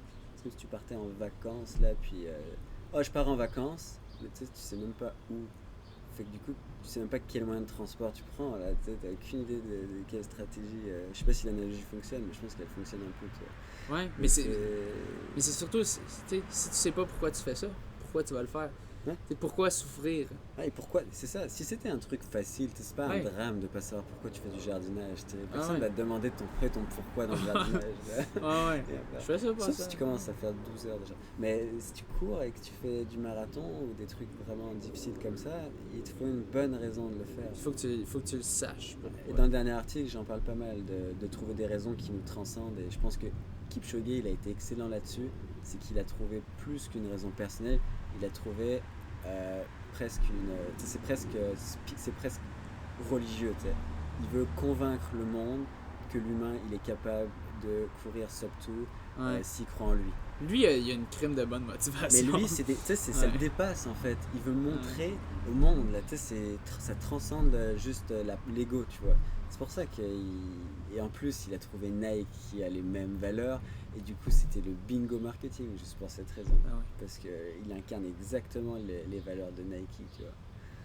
Donc ça a marché, ça a cartonné, c'est normal. Je pense que c'est très important. Les auditeurs à la maison, si vous voyez, surtout en ces temps-ci, en ces temps de coronavirus, je pense que je pense que les gens maintenant ont le temps de se questionner. On n'a plus ben ça dépend des gens. Il y a certaines jobs que ça a été rehaussé avec le coronavirus. Que là, je sais que ceux qui doivent planifier la rentrée scolaire en ce moment, ils doivent capoter puis doivent avoir du pain sur la planche. Je sais que la direction de mon école, ils capotaient parce que tout changeait à tous les jours dans le temps qu'on savait pas si on allait rentrer, avoir une rentrée scolaire en mai ou en juin. Donc, ouais, ça varie, mais je pense qu'il y a eu quand même beaucoup de monde sur la PCU comme moi, mais en tout cas, on a un peu plus le temps de réfléchir. Surtout que maintenant, on n'a pas de courses à tous les week-ends. Maintenant, il commence à avoir des courses, mais beaucoup moins. Fait qu'on a plus le temps de se poser cette question-là. Fait que faites ça, posez-vous la question. Puis si vous trouvez pas la réponse, ben peut-être que la course n'est pas pour vous. Ou peut-être que vous cherchez plus longtemps. Ouais. C'est ça. Mais ça se peut. Il y a bien du monde pour qui la course n'est pas pour eux. Ou alors la course comme ils le font actuellement. T'sais. Ouais. C'est parce qu'il y a tellement de manières de faire de la course aussi. Ben c'est ça, t'as pas besoin de vouloir être le premier sur le podium ou de vouloir faire des records personnels. Il y a des gens que c'est juste rester en forme. Ouais, c'est ça. Et très souvent, je le vois quand je travaille avec les gens, la première motivation, souvent, elle perdure jamais. Il y a beaucoup de gens qui commencent parce que, par exemple, ils veulent perdre du poids, c'est un grand classique avec la course. Ouais. Et quand ils ont atteint leur objectif, soit ils arrêtent la course parce qu'ils ont atteint leur objectif, soit ils trouvent une autre motivation. Puis là, ils vont commencer à s'inscrire à des 5-10 km, puis ils vont commencer à avoir des objectifs de performance, ce qui est normal. C'est parce que l'être humain, une fois qu'il a comblé un besoin, bah, il en trouve un autre, tu vois. Et c'est pour ça qu'on achète autant de trucs, c'est parce qu'une fois qu'on a satisfait un besoin, c'est illimité, tu vois. T'achètes le nouvel iPhone, le nouveau truc, c'est pareil pour la course à pied. Une fois que t'as fait un record, tu veux un autre record, une fois que t'as fait ça, etc. Fait que c'est ça, trouver le besoin. Ouais, les sages mots pour terminer ce podcast. Mais merci beaucoup encore une fois. Merci François d'être venu. Toujours plaisant. On va savourer maintenant ces petits muffins. Je le regarde depuis on va faire une belle petite ride de course ou de vélo. Pour ça, à la prochaine.